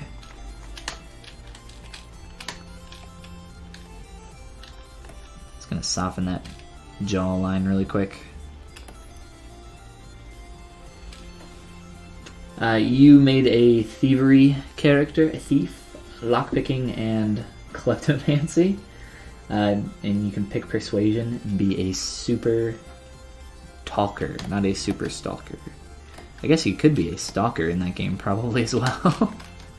But I've heard that the, from what I've seen, it looks like the NPCs are pretty fleshed out, and that if an NPC dies that would have given you a quest later, it can actually, the game doesn't pull any punches, it just like kills that character, and that whole quest line is gone, you can't do it anymore. That's kind of cool. I like that. That's neat. Puts some weight to your actions. I've also seen that you can, I don't know how like fleshed out it is, but there's like the, what would you call it? Ability to create your own campaign in the game. Essentially play, I don't know how in-depth it is, but like essentially playing as the DM and creating environments and storylines and stuff like that. It looks cool. If it goes on sale, I'll for sure get it. I was already considering getting it at the price that it's at right now. RD says, is that gizmo a part of ZBrush? What is that? What is it called? That circular tool. This tool right here, I think, is what you're talking about. That or the transpose line. I think you typed that when I had this up though. So this is yes, it is a part of ZBrush. If you go into your texture palette up here, you'll see that there are a couple options up here that say Spotlight, Load, Save, Lightbox Spotlights. So what you want to do is import an image like I've done here. And then after you import that image, click on this button that says Add to Spotlight, and it will import the image into Spotlight, and it'll give you this little ring here. Spotlight allows you, I have a tutorial on my YouTube channel for this if you want to go more in depth with some of these features here, some of this different functionality. You can just play around with it for a few minutes, and I think it's relatively intuitive. There's some stuff on here that's maybe not quite as intuitive, but the most important stuff is like opacity and scale, and that's really about it. And then you can move it around and put it wherever you want. And I don't know if you could actually, yes, you could see that button, so sorry, just making sure that you could. And then Z kind of pops that disk up, and then Shift Z hides your image. But yeah, it's very, very helpful for references, but typically it's used to project paint and textures on.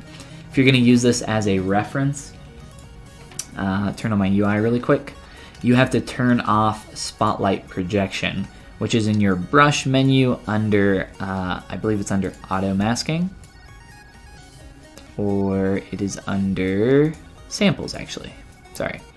So brush, samples, spotlight, projection. Turn that off, and then your brushes will not project the paint or the form of whatever you're sculpting here. So you could use it as like a stencil, essentially. Think of it that way. You think that there's a DM mode, and you can even control monsters to fight against the players. That is super cool. Oh man, now you're just making me want to get it even more. Alright, in terms of other stuff here in the pose, I think there's a lot that kind of needs to happen, but I think we're going to have to do that later. I need to get some other stuff done before I stream tonight. I'm going to be streaming again tonight on the Pixelogic ZBrush channel. If you guys are familiar, they're the creators of the software that I'm using right now, and that'll be on their Twitch channel at 6 p.m. EST, Eastern US time tonight.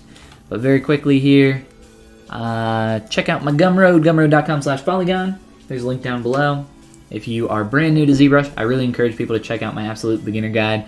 It's essentially a quick start course, get you up and running in ZBrush in a few hours. It comes with my brushes, my materials, my some base meshes, some project-based homework, really good stuff, really quick, competitively priced. And I got some other stuff in there for intermediate advanced users, brushes, materials, all sorts of good stuff in here. I would greatly appreciate it if you checked it out. And other than that, you guys can follow me wherever, if there's some links down below. Instagram, YouTube, blah, blah, blah. If you are coming in here a little bit late, I will mention that all the streams get uploaded on my YouTube channel. So no worries if you guys missed something or want to see the entire character process for this guy from the very beginning. We just started off with a sphere, started blocking out the character. So this was just going to be a mannequin of this character. It was just going to be a block out. And then slowly we started working on it more and more, and you guys convinced me, a few of you convinced me that I should just keep going with it. But yes, again, tonight on the Pixelogic channel, 6 p.m. EST. Hope to see you guys there, and I'll be streaming tomorrow. Same time, same place. You guys have a great rest of your day. See you guys.